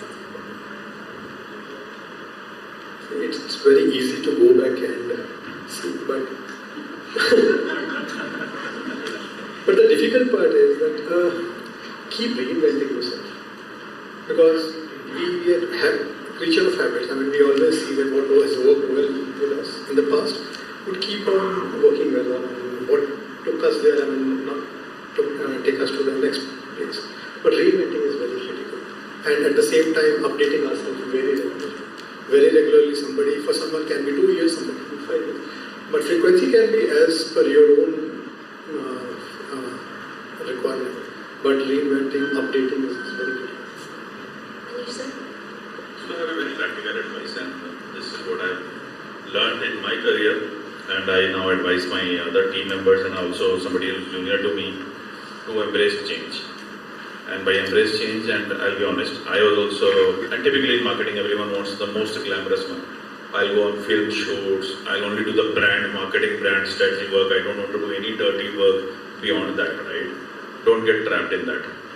The real growth happens when you embrace change and keep learning the width of marketing. Today's width of marketing is beyond just brand marketing, brand strategy, and there are many much pieces like distribution and things like those. So I'll say, keep taking different roles in marketing so that you become a holistic marketer, general marketer, and are able to take up a larger, wider role in an organization like a general management role sooner. If you are just one, if I'm doing CRM, if I'm doing only digital, you will not have other bits. And when the time comes, the management itself will tell you are not ready because you have not handled other parts of the portfolio, right? So don't get stuck on fancy things. Build your bit. Actually, to add to what you're saying, someone who decides to go on brand shoots, I think it's the most unglamorous thing to do. People don't realize that. Yeah, a celebrity does not give you 10 seconds of his day, even if you may be the brand manager of a brand. So you have to be very prepared for that. One photo shoot along with the whole group. Yeah. And that way you're like, shoot, you could be like the senior most person in your organization and feel like absolutely proud about yourself. And it takes 10 seconds for someone to make you feel really low. So I don't think brand shoots is really as glamorous as people make it sound. But one thing I would tell myself from 10 years ago is constantly learn, like keep upskilling, because things are changing, they're changing too fast sometimes. It's hard to keep up. A lot of things that seem relevant today may not be relevant 6 months from now. It's that quick. So then we had a little more time to learn and keep up with it, because it wasn't as dynamic as it is today. Like, it was dynamic, no question, but maybe not as fast-paced as it is now. So maybe if you keep learning, keep upskilling, it will prepare you for what today brings. So I'm not a traditional marketer, and I'll explain why. So while I graduated in marketing, I post-graduated in marketing. I started with sales. I did FMCG sales, and I did pharma sales, and I did retail sales. So most of my career, I just did sales. So, and there came a point where I excelled in sales and then got a marketing person to report to me. You understand? So some of your bubble might burst when you walk out of your college saying ki I'm going to do marketing. You will actually end up doing sales. A lot of you. A banking sector marketing is sales. I mean, there are enough and more examples, right? So if I were to tell a younger, 10-year younger self, I'll just tell him stay calm, keep excelling in what you're doing, eventually they'll all report to you. I'm just giving an example. No offense to marketers. No offense. And I completely align with that. And I'm sharing from my perspective. I was like, no, I won't do this. You want me to do the retail marketing? No, I won't do this. But the 2 years of retail marketing, when I went out, spent time with distributors, spent time with retailers, how consumers interact, it was a different level of learning curve, right? So if you are closer to consumer, the amount of insights and the power of equation, how it happens, whether the consumer has the power or the trader has the power, you will understand those things. And once you get into the brand role, then you will make meaningful films. Why Piyush has been able to do great films? Because he has been observing people on the road, railway stations, bus stands, and that's why those meaningful films happen, right? So don't shy away from taking up sales. 90% of MBA in marketing guys like, oh, I won't take up sales job. I take something else, right? So don't fall into that trap. Do it for a couple of years. It's for your great building. Yeah. So don't be heartbroken. I mean, you can be a generalist or be a specialist and eventually become a generalist. Like whatever you think is your plan, right? It may not happen. So be with an open mind about it. And I don't think any of us are hardcore marketers per se, right? Like none of us started. I started with making quiz content. So for the longest time, I've worked with all the celebrities you can think of. I've known them personally. I've gone to their house and shot. So be it a Shah Rukh Khan, be it a Amitabh Bachchan, be it you name them, I've worked with all of them. But again, I know how much I have struggled working with all of them.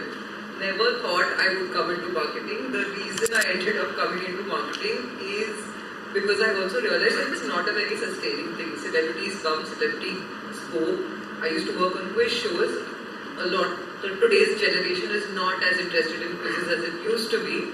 So somewhere I had to upskill, I had to move, which is where I found my space in content marketing as such. marketing is always a sexy and a glamorous part, right? I've done the glamorous, now I'm doing the non-glamorous. I think we definitely had great insights from this conversation. The way you started with the earthquake, epicenter of earthquake, and then giving examples of various brands. So all of us have heard about it and observed it at some point in life. But giving it a structure and discussing how marketing is evolving through whatever we are seeing around. I think it was a very enriching and insightful conversation for all of us. We got a different perspective and could actually structure our thoughts well. So I would like to thank each one of you for being here and giving us insightful perspectives and different takeaways from this conversation. We are really glad and we look forward to having a conversation with you sometime later. Do we have 2 minutes? Yes, definitely. Being a marketer, I'm always learning and I'll be selfish if I don't do this here. So the last topic that we're discussing, right, this purpose-led advertising and all that, what do you guys believe in? So I'll say simple yes, no, don't have to comment. How many of you would go for a brand which is selling you a purpose-led agenda, but at a higher cost? 2 people, I got the answer. 5, I got my answer. Yeah, it's a buzzword. Okay, another interesting one. You think in India water is a crisis? And drinking water will be a crisis in some time? Yes. What is your most often used bottom wear? Denims. Will you leave denim knowing that each denim takes 3,000 liters of water to be made?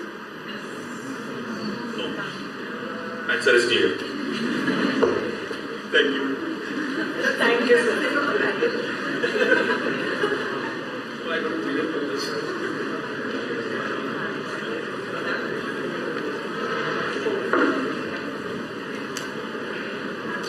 Thank you so much, Team Margo Philip. Now, I would like to open the floor for questions from the students.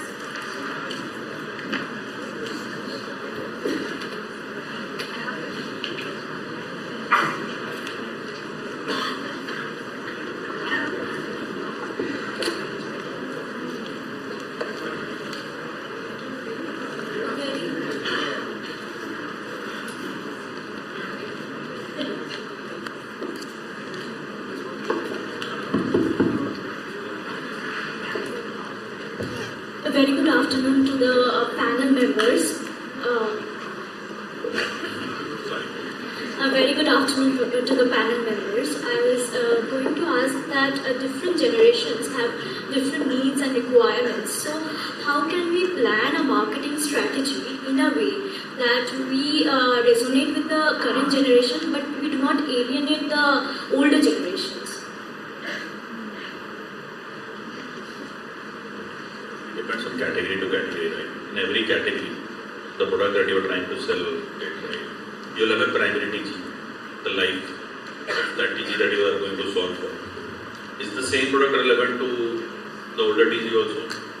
If yes, then probably you'll have to figure out what it is, right? Like we know that pizza category, if I talk about, right? You know it is a shared consumption, family will eat together, but yes, somebody 40, 50 plus will say, यार बेटा मेरे को इतना नहीं खाना, ये सब मैदा चीज ये नहीं खाते हैं, कोलेस्ट्रॉल हो जाएगा, तुम लोग खा लो, बच्चे खा लो, right? So I know that obviously I did not really show consumption of 50, 60-year-olds, right? So you'll have to figure out which is your primary TG and if it is wider, then You need to cater to every category. You have to be specific, right? yeah. You can't be jack of all trades. If you can give an example where you think is the struggle, we can probably try to solve it for you. For example, what you are explaining right now, for example, a pizza brand, it caters to customers of various age group. So maybe certain food items are preferred by the younger generations, but older generations resonate with the different flavors. So how can we merge these two perspectives?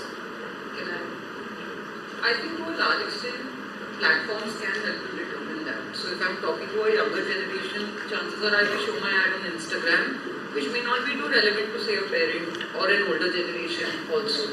So for them, maybe I can use like, say if they're consuming digital magazines or a digital newspaper, it's more relevant for me to show my ad there. If it's someone older and probably who watches TV more often, then I'll use a TVC for that. So it's not so much about, so one is you change the messaging of the content to make it relevant to that particular generation.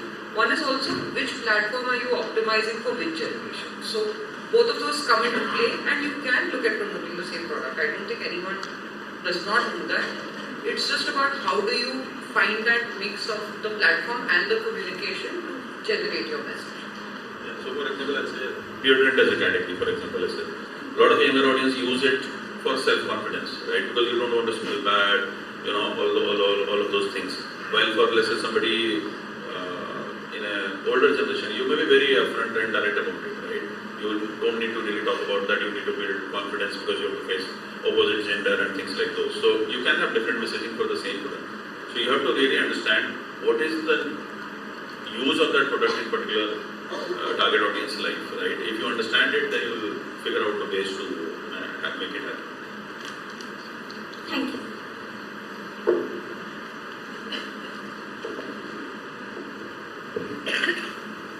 Good afternoon. So my question is, with the rise of conscious consumerism, how does brand authentically align itself with the social and environmental causes?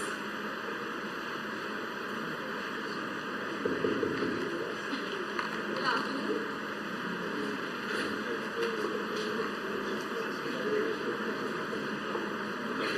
Can you be louder? Good afternoon. So my question is, with the rise of conscious consumerism, how does brand authentically aligns itself with the social and environmental causes?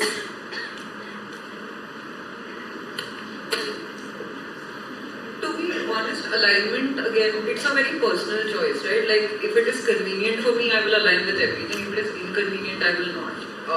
Take the case of Dove itself, right? Like, for the longest time, we thought Dove was fantastic because it promoted body positivity, it promoted beauty positivity. It said no matter how you look, how you dress, how you do whatever, you know, you are beautiful. The minute it seemed like, oh, they're shooting these, it's a shot, like, it's not an original ad or the models are not regular people. It became a case of hope washing. The same thing happened with a lot of influencers.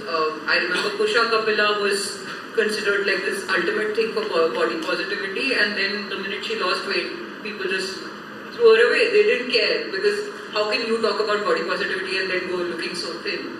So it becomes very convenient for brands and everyone to associate with a particular cause, but to a very large extent, I think we're also a very forgetful audience. So it's not like we necessarily remember that these things happen.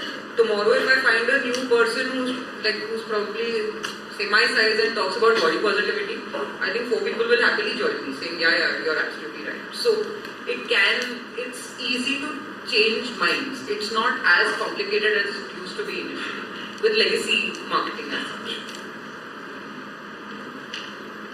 Hello everyone, am I audible? Yes. So we talked a lot about acquiring or retaining celebrities and paying them crores. So and we also know that authentic storytelling is what makes the virality factor or captures the audience's attention. So why do brands go for paying the celebrities so much? When we as an audience know that we are being paid to say that, why not go for authentic storytelling? Like for example, a group of girls from a village, they recreated the Sabyasachi campaign, and it created so much buzz, and they were so popular, and the audience really connected with them. So why not create such authentic storytelling? So I think if you look at the celebrity space, the brands that have used the celebrities the most are the ones which are commodities in categories, right? Pan masala, the banyans of the world, the chappals of the world, Relaxo and God knows what all. They need, because they don't have any interesting thing to communicate, right? Soaps. The maximum use of celebrities have happened for soap from Unilever, Lux Days, right? So these are some of the commodities where you need aspirational face value or something to kind of anchor the imagery for the product, right? But there are product categories where you can do good storytelling, right? And I love the Pidilite, the whole body of work on Pidilite by Cadbury, by O&M team, OPB team, right? So look at how one simple messaging on blue being effective and powerful, and they related it to Rishton ki Majbooti, to let's say the marine campaign where the elephants can't take things out, and the Chodo Mat Pakde Rehna and all that. So beautiful things, right? Beautiful storytelling being done. But it is also not possible, and having worked in a category like that, we face it is not so easy to do that. For example, if I was working in a mobile phone category, right? Every time you have to tell the new story. अब 15 megapixel camera, अब इतने megapixel की screen, अब इतना strong screen, right? There is no singular messaging. Lux for years will keep saying the same thing, smooth twacha or whatever, XYZ. Or Lipo is all about 99.9% germ. अब उसमें with now ZPTO and both XYZ formula आ गया, but काम वही कर रहा है. So brands which have those singular messaging can continue to do that, but brands where your core messaging is not that simplified, you will need other angles and immediate reach, immediate resonance for that. Celebrities help you anchor that, because India is enamored by cricketers and film stars. So the moment you saw them on a screen, your eyes will be glued, ki ye kya keh raha, right? So it helps easy access. But I think the brands which have those powerful continuity of messaging can do without celebrities easily. Hello, good afternoon. I had a question on the similar theme. So when you were talking about storytelling, I recalled that I was reading about a country where most of the advertisements are at least 1 minute or 1.5 minutes long, because they focus on storytelling. I don't remember the country. It's some East Asian country. And I have also noticed that on YouTube there are long form advertisements. I was watching an advertisement of a HP printer. It was on Diwali and it was a very emotional advertisement and people really liked it. Why is it that India doesn't do more of of storytelling, emotional storytelling advertisements on television, for example. Like I gave the example of that particular country. So I think the country that you may be referring to is Thailand. Look at the Thailand's film, amazing pieces of work they do, like 45 seconds or 50 seconds, and very random ideas, right? Like the amount of creativity they put in their advertisements are like hilarious. And because after you reach the last stage, you won't understand what the story was, what the product line was. I know it's a difficult task, and I've personally struggled with that because at times there's too much pressure and the maths doesn't work out. If you have to do long format storytelling, buying those media, because media gets sold in 10 seconds, right? So if the media agency or let's say if you have to be on cricket, 10 seconds cost like 15 to 20 lakhs, 30 lakhs for one ad, right? Imagine the amount of reach you will need to be sufficiently present, right? There's a term called share of voice. So what you measure in the category is your share of voice against other players. So let's say if you are in Lux, and Lux has like 5 soap brands advertising, all of them put together whatever money, and what was your share in that total kitty is what you look at share of voice. Unless I tell you share of voice is not great, your market share will not be great, right? So you will have to optimize on those things, and you will have to take some tough calls that not always the long format content will work. I'll just add to that. So let's say we created an ad with Ranveer Kapoor, for example, and Ananya Pandey for this one. We actually created a 1.5 minute ad. But can we afford to pay the 1.5 minute ad? May not be possible, right? Because you would want to keep repeating the ad so that there is consistency, people remember it. But if you see it once on a television and not again multiple times, you will not recall. So therefore, YouTube or other mediums are more economical to play longer ads. It's simple maths actually. No agency or a company would not want a proper storytelling, but the affordability factor plays a major role in this. Also to add, if I'm catering to a Gen Z or a Gen Alpha audience, 8 seconds is the time I have to capture you. I need more than 8 seconds to set context. I cannot set context in less than 8 seconds. So if it's a 1 minute 50 second ad or 2 minute ad also, it will take me at least 20 seconds to set context. Chances are very high that I may lose on that audience by then, because if it is something that is more emotion driven, and we have done those in India. We've done, Google had done a 2-minute film on Diwali across India, Pakistan. They had done this entire thing. With Remo, we had done a few which were more social experiment based on who's the worst driver in India. So we have done a lot of those kind of ads, but again, YouTube also gives you the option to skip an ad after say 5 seconds or sometimes 15 seconds. If you choose that, then the chances of you being able to watch a long format will anyways get you. So we have to... That's a good point, because you have to actually use a hook in the first 5 seconds. If you come to the wrong storytelling, by the time you guys will swipe up. Today when you watch films on Netflix, do you sit and watch all the songs and everything together, or do you skip that also? Leave aside long format. I'd say we recently ran a campaign of 20 seconds, right, on the video completion rate is only 23%. People don't have time to watch 20-second films. So forget about long format. So, and hence you have to look at this bite size, capsule size, reels, shorts format, so that at least your messaging is registered in the consumer. Otherwise your money is gone full waste if you have done just the context building in the first 15 seconds and the product only comes or the brand comes only in the last 5 seconds and people have skipped by then even if you put 10 crores, no one got registered that this was the brand advertising it, right? So you'll have to have a balance in today's age. There is no choice about that. I had a trailing question, if that's okay. That's okay. Why long format advertisements might be working in Thailand if it's not working here or in other countries? I don't have the cultural context of Thailand or their media rates or anything on that perspective. But it's a good topic to read up. To be very honest, also advertisers when they're making long-form content, right? Like it's our favorite thing to do when we want to be creative, because we know for a fact that a lot of, like when we work in a creative agency per se, we know that brands are not going to use this to put it say on any platform or anything. We use this awarding thinking. So a lot of your long-form content or a lot of your long-form ads become a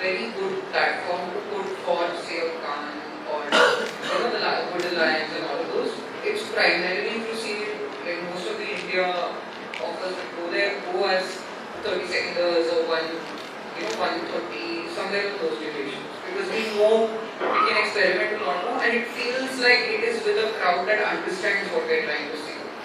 With brands and advertising today, it's more about getting the product and the product value across rather than trying to build context or trying to build a story about it. Like I said, if you're watching a film and you refuse to watch the songs, you skip through the song, how do you know whether there was some storytelling in the song itself? It could be 2 minutes of it having a major impact on the story. I'm not saying every song does, but it could have had some relation, right? So when we are willing to do that, what are the chances that we're not willing to do that when it comes to say a 1 minute 30-second ad? And I'll give another example. So I struggle watching movies with my daughter. She has grown up with remote in the hand and switching and swiping and all that. I'm like, don't skip anything if I'm watching, right? And she's like, nahi kuch nahi hoga, watch. I cannot watch with her, right? So this generation, because you guys have been born and had those access in your hand from the beginning, ki jo marzi on demand, right? We are like, lगा दो दूरदर्शन पे Sunday को चित्र आ रहा है तो एक घंटे चित्र आप देखेंगे. We are from that generation, so there are gaps in that perspective. We are from Flipkart generation, then came Amazon, then came Blinkit, right? That's how the transition happened. Nothing on the back. Greetings to the panel. So my question is for Dhruv sir. In our MSDSM program, we try to bridge data science with management thinking. So from your experience, what do you think is the real challenge in bringing data insights into everyday decision making for a large organization, especially Reliance Retail? It's inherently, it runs in the blood, right? I mean, we're talking about analytics. Okay, so from creation of the product to testing it in the market to deciding your go-to-market strategy, who are you catering to, which kind of cities, what kind of size of stores, the collection. Let's say, for example, if I have to, let's talk about launch of Azort, right? Have you heard of Azort? Yes. So it's essentially in competition to Zudio. So the Trains was not doing the job, so Azort got launched. So when we are launching that particular brand, so we already have a lot of data available for the same cities, same pin codes, from the customers who are going to that particular store and people who are not shopping with us anymore. So when you are forming your collections with respect to pricing, with respect to styles, with respect to color palettes being used, so you have a lot of data in place. Same thing goes for the size of the store. So what kind of size is more efficient compared to what you were operating from before? How many number of people do you want to keep in the store? What kind of lux levels do you use inside the store? What is going to be the consumer journey inside? How should the windows look? So for each and everything, enough and more data is already available from internal sources along with your exit customers from the other brands also.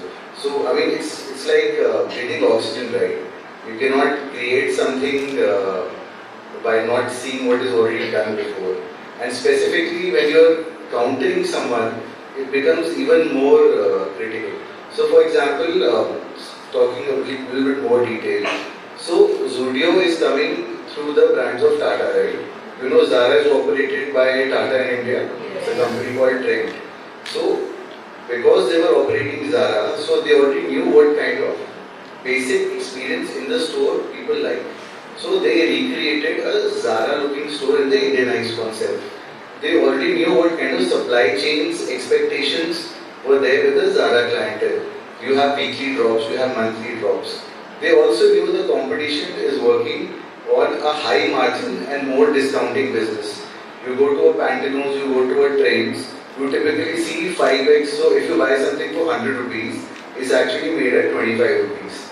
And after discounting, you get it probably at a 50, for example.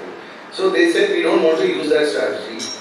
We want to have lower margin, a high sell-through rate. A sell-through rate is amount sold divided by amount received. We want to operate with higher fashion, use it 4-5 times, throw away, and newer collections. So they studied us, now we study them. right? So data is being used across the board. Is how are you effectively able to analyze it and then create a plan of action around that? Even when I launched a brand called Taswa, so we already had a national player called Manyavar. So in a wedding space, you either have smaller regional players or you just have one national player. So before launching the brand, we did, I don't have 1 or 2 minutes, I was going a little bit more in detail. So you already knew which cities they are operating in, you knew what size of stores they have, how many designs do they keep inside the store, which are your wedding dates. So all that information is already available with you. And then you analyze what is the gap in the market. So there is a national player with high on design, low on product quality, and then there are regional players, high on product quality, low on design, and probably copying bigger designers, right? So you already know with research there is a space available. You map your competition, have your go-to-market strategy, use analytics, not just while launching, but we talked about net promoter score, we talked about consumer feedback. So you already have all that data available with you. The question is, how often do you analyze it and act on it? So it is like oxygen for running any business. I'm sure across with Domino's, they study Pizza Hut, KFC, all these brands are there, right? So for us, it is bare essential which we can do.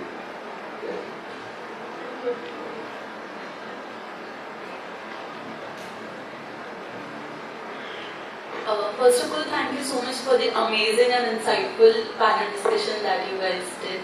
And my question was, as it was stated during the panel discussion, that we buy product, we buy alignments and not products. So how will we quantitatively measure these alignments to actually come up with a efficient marketing mix, whether it is in creation of a new product, new concept, or to inculcate it in the existing system or an existing concept? How do you quantify these alignments and associate them with some KPIs? So usually also when any product, when we're marketing any product, right, like it's not like we only market one side of it. Take an iPhone, it's not only about the camera is fantastic. They also have the fact that it's a battery life, it's the new iOS, and then there's the fact that it's an Apple product, so you have the Apple name also having some meaning. Usually when, say, it's marketing to you, as in if you have gone through their digital ads, or you've interacted with the ad in any form, we know which ad you have clicked through which you have become a consumer. So we know what your value is. We know what you value. So if it is in alignment, so we know where your alignments lie, right? Tomorrow, like Facebook, if you see the kind of targeting options it gives you, it's not only based on your age, where you're located or anything like that. It calculates everything from your food habits to which city you are to, what your behavior is. So obviously it has come to that from somewhere, right? Like it has analyzed your profile completely. Meta has done that. So we know when we are targeting and when we put those kind of levers in place, we know that you may be a relevant audience for us. You will see it, it will align with your values, and by default you may go and buy the product. So it's not majorly rocket science, it's just about figuring out what is it that we want to push. So like an Apple may not push all their data, they may push the ones that are most important. So for working people, it's probably battery life. For camera is a big thing for Instagrammers because you want the best quality pictures, you want the best quality memories. So chances are very high you may go for that.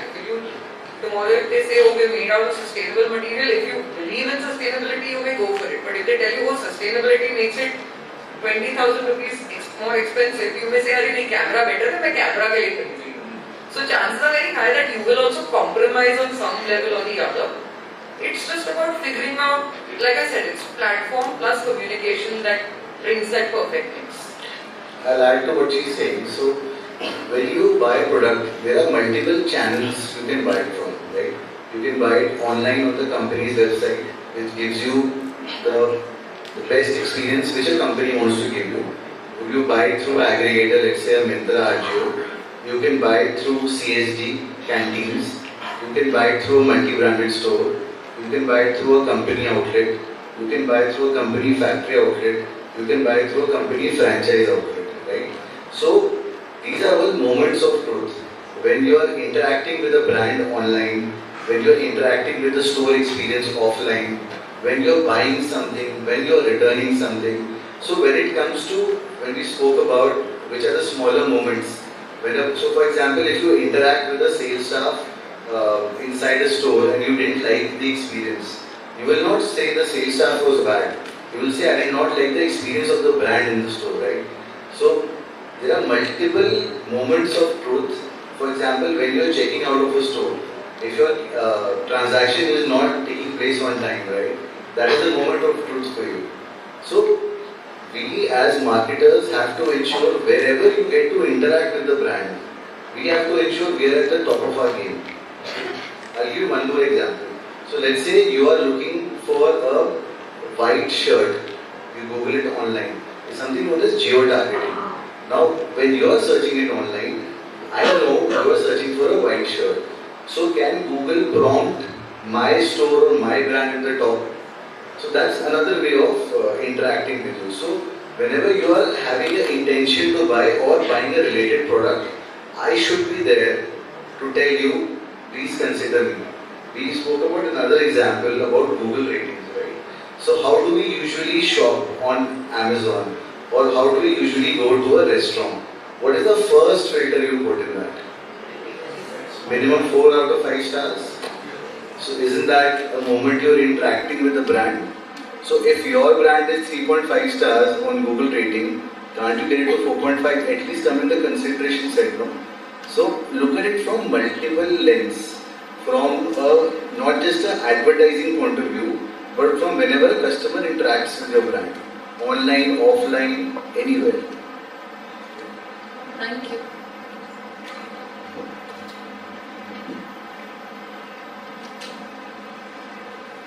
Thank you to our insightful and engaging panelists for addressing all the questions with such clarity and enthusiasm.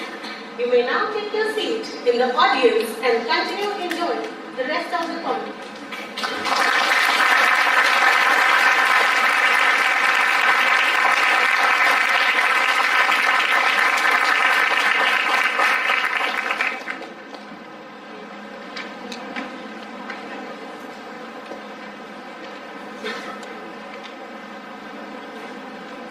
We would now like to invite Ms. Tanisha Kumar to conclude the conclave.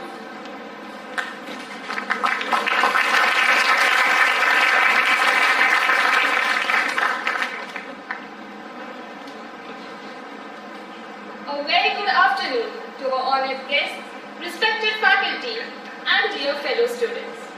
I am Tanisha Kumar, and it gives me immense pleasure to welcome you all once again to the 9th edition of our Finance and Marketing Conclave, Pariprekshya. Through our theme, Generational Shifts, Emerging Opportunities, Crafting Brand Relevance amid the Youth Bulge, our speakers helped us explore how Gen Z and Gen Alpha are redefining what attention, loyalty, and purpose truly mean. In an age of fleeting trends and cultural shifts, brand relevance is no longer inherited. It must be continuously earned through authenticity and agility. At the same time, marketers are learning to balance global aspirations with local realities, embrace technology responsibly, and co-create with audiences who want to be active participants, not passive consumers. The future belongs to the brands that adapt fast, act with purpose, and build genuine connections with the youth. I take this moment to express our heartfelt gratitude to all our distinguished speakers for sharing their knowledge and experiences. I am certain that today's discussions have provided us with new lenses to view marketing not merely as a business function, but as a bridge between generations, cultures, and aspirations. To revisit some key moments from today's event, Mr. Dhruv Kaura, who beautifully moderated the session and graciously delivered an engaging address on building brand relevance in an era defined by Gen Z's demand for authenticity, data-driven personalization, and the ongoing digital transformation of retail. He emphasized how understanding consumer values and leveraging analytics are key to sustaining long-term brand visibility. We are truly grateful for your insight, sir. Next, Ms. Anita Subramanian shared her thoughts on the evolving content landscape, emphasizing that short-term content alone cannot define marketing's future and that credibility now demands consistency and authenticity. She noted that while AI is reshaping content creation, it will take a few years before manual creation fully phases out. Your thought-provoking ideas gave us much to reflect on, ma'am. Following this, Mr. Manish Gupta brought a refreshing perspective on the evolving brand influence and consumer behavior. He noted experience-seeking consumers. He also highlighted how AI now automates key functions like analytics, content creation, and targeting. We deeply appreciate the depth and clarity he brought to the conversation. Finally, Mr. Rajan Singla concluded the discussion by highlighting that customer loyalty today depends on experiences rather than familiarity. With expanding choices and stronger feedback loops, brands are using consumer insights to create hybrid products. Thank you for your wisdom and vision, sir. On behalf of the entire I Am Amritsar fraternity, I sincerely thank all our guest speakers for sharing their profound perspectives.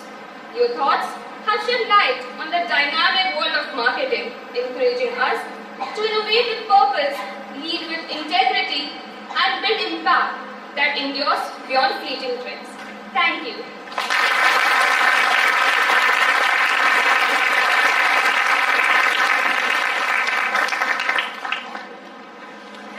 Thank you, Tanisha. We now invite you all to enjoy a short yet captivating glimpse of today's event, thoughtfully captured and curated by the Media and Public Relations Committee and 50mm, the Photography Club of IIM Amritsar.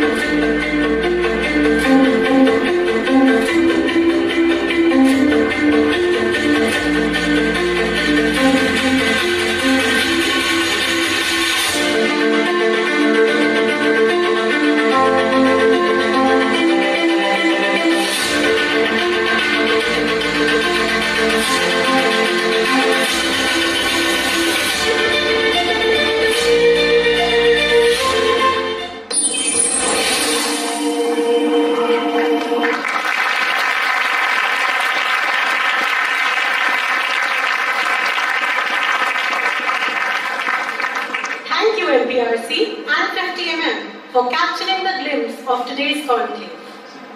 Now, I would like to request Mr. Kshitij Daima, Junior IIC Coordinator, to propose the vote of thanks.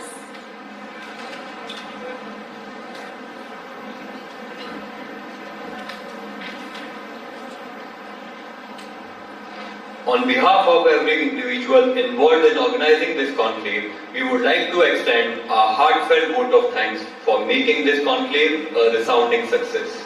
Our sincere gratitude extends to all our esteemed industry leaders. Your willingness to share valuable knowledge and experiences has enriched us all. We are truly grateful for the profound insights and wisdom you have imparted.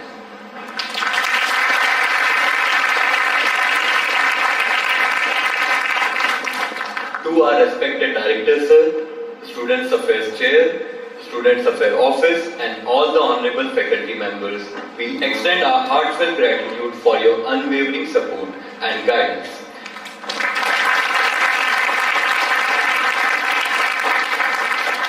We are truly fortunate to have you as our mentors. To the IT team, thank you for ensuring the smooth running of the event. Your hard work is appreciated.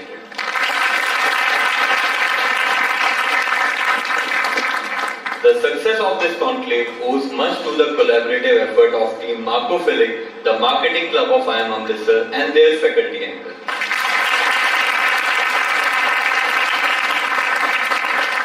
We appreciate the efforts of the Placements Committee IIM Amritsar to maintain the necessary decorum at the conclave.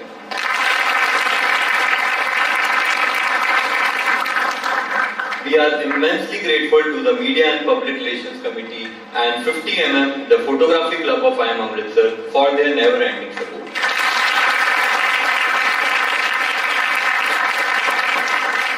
And a big round of applause for the Industry Interaction Committee for making this event a huge success.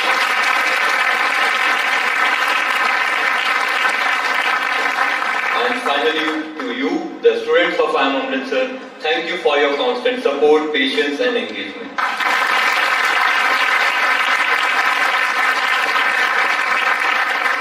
We are truly grateful for your participation. Once again, thanks to everyone for making this conclave such a memorable experience.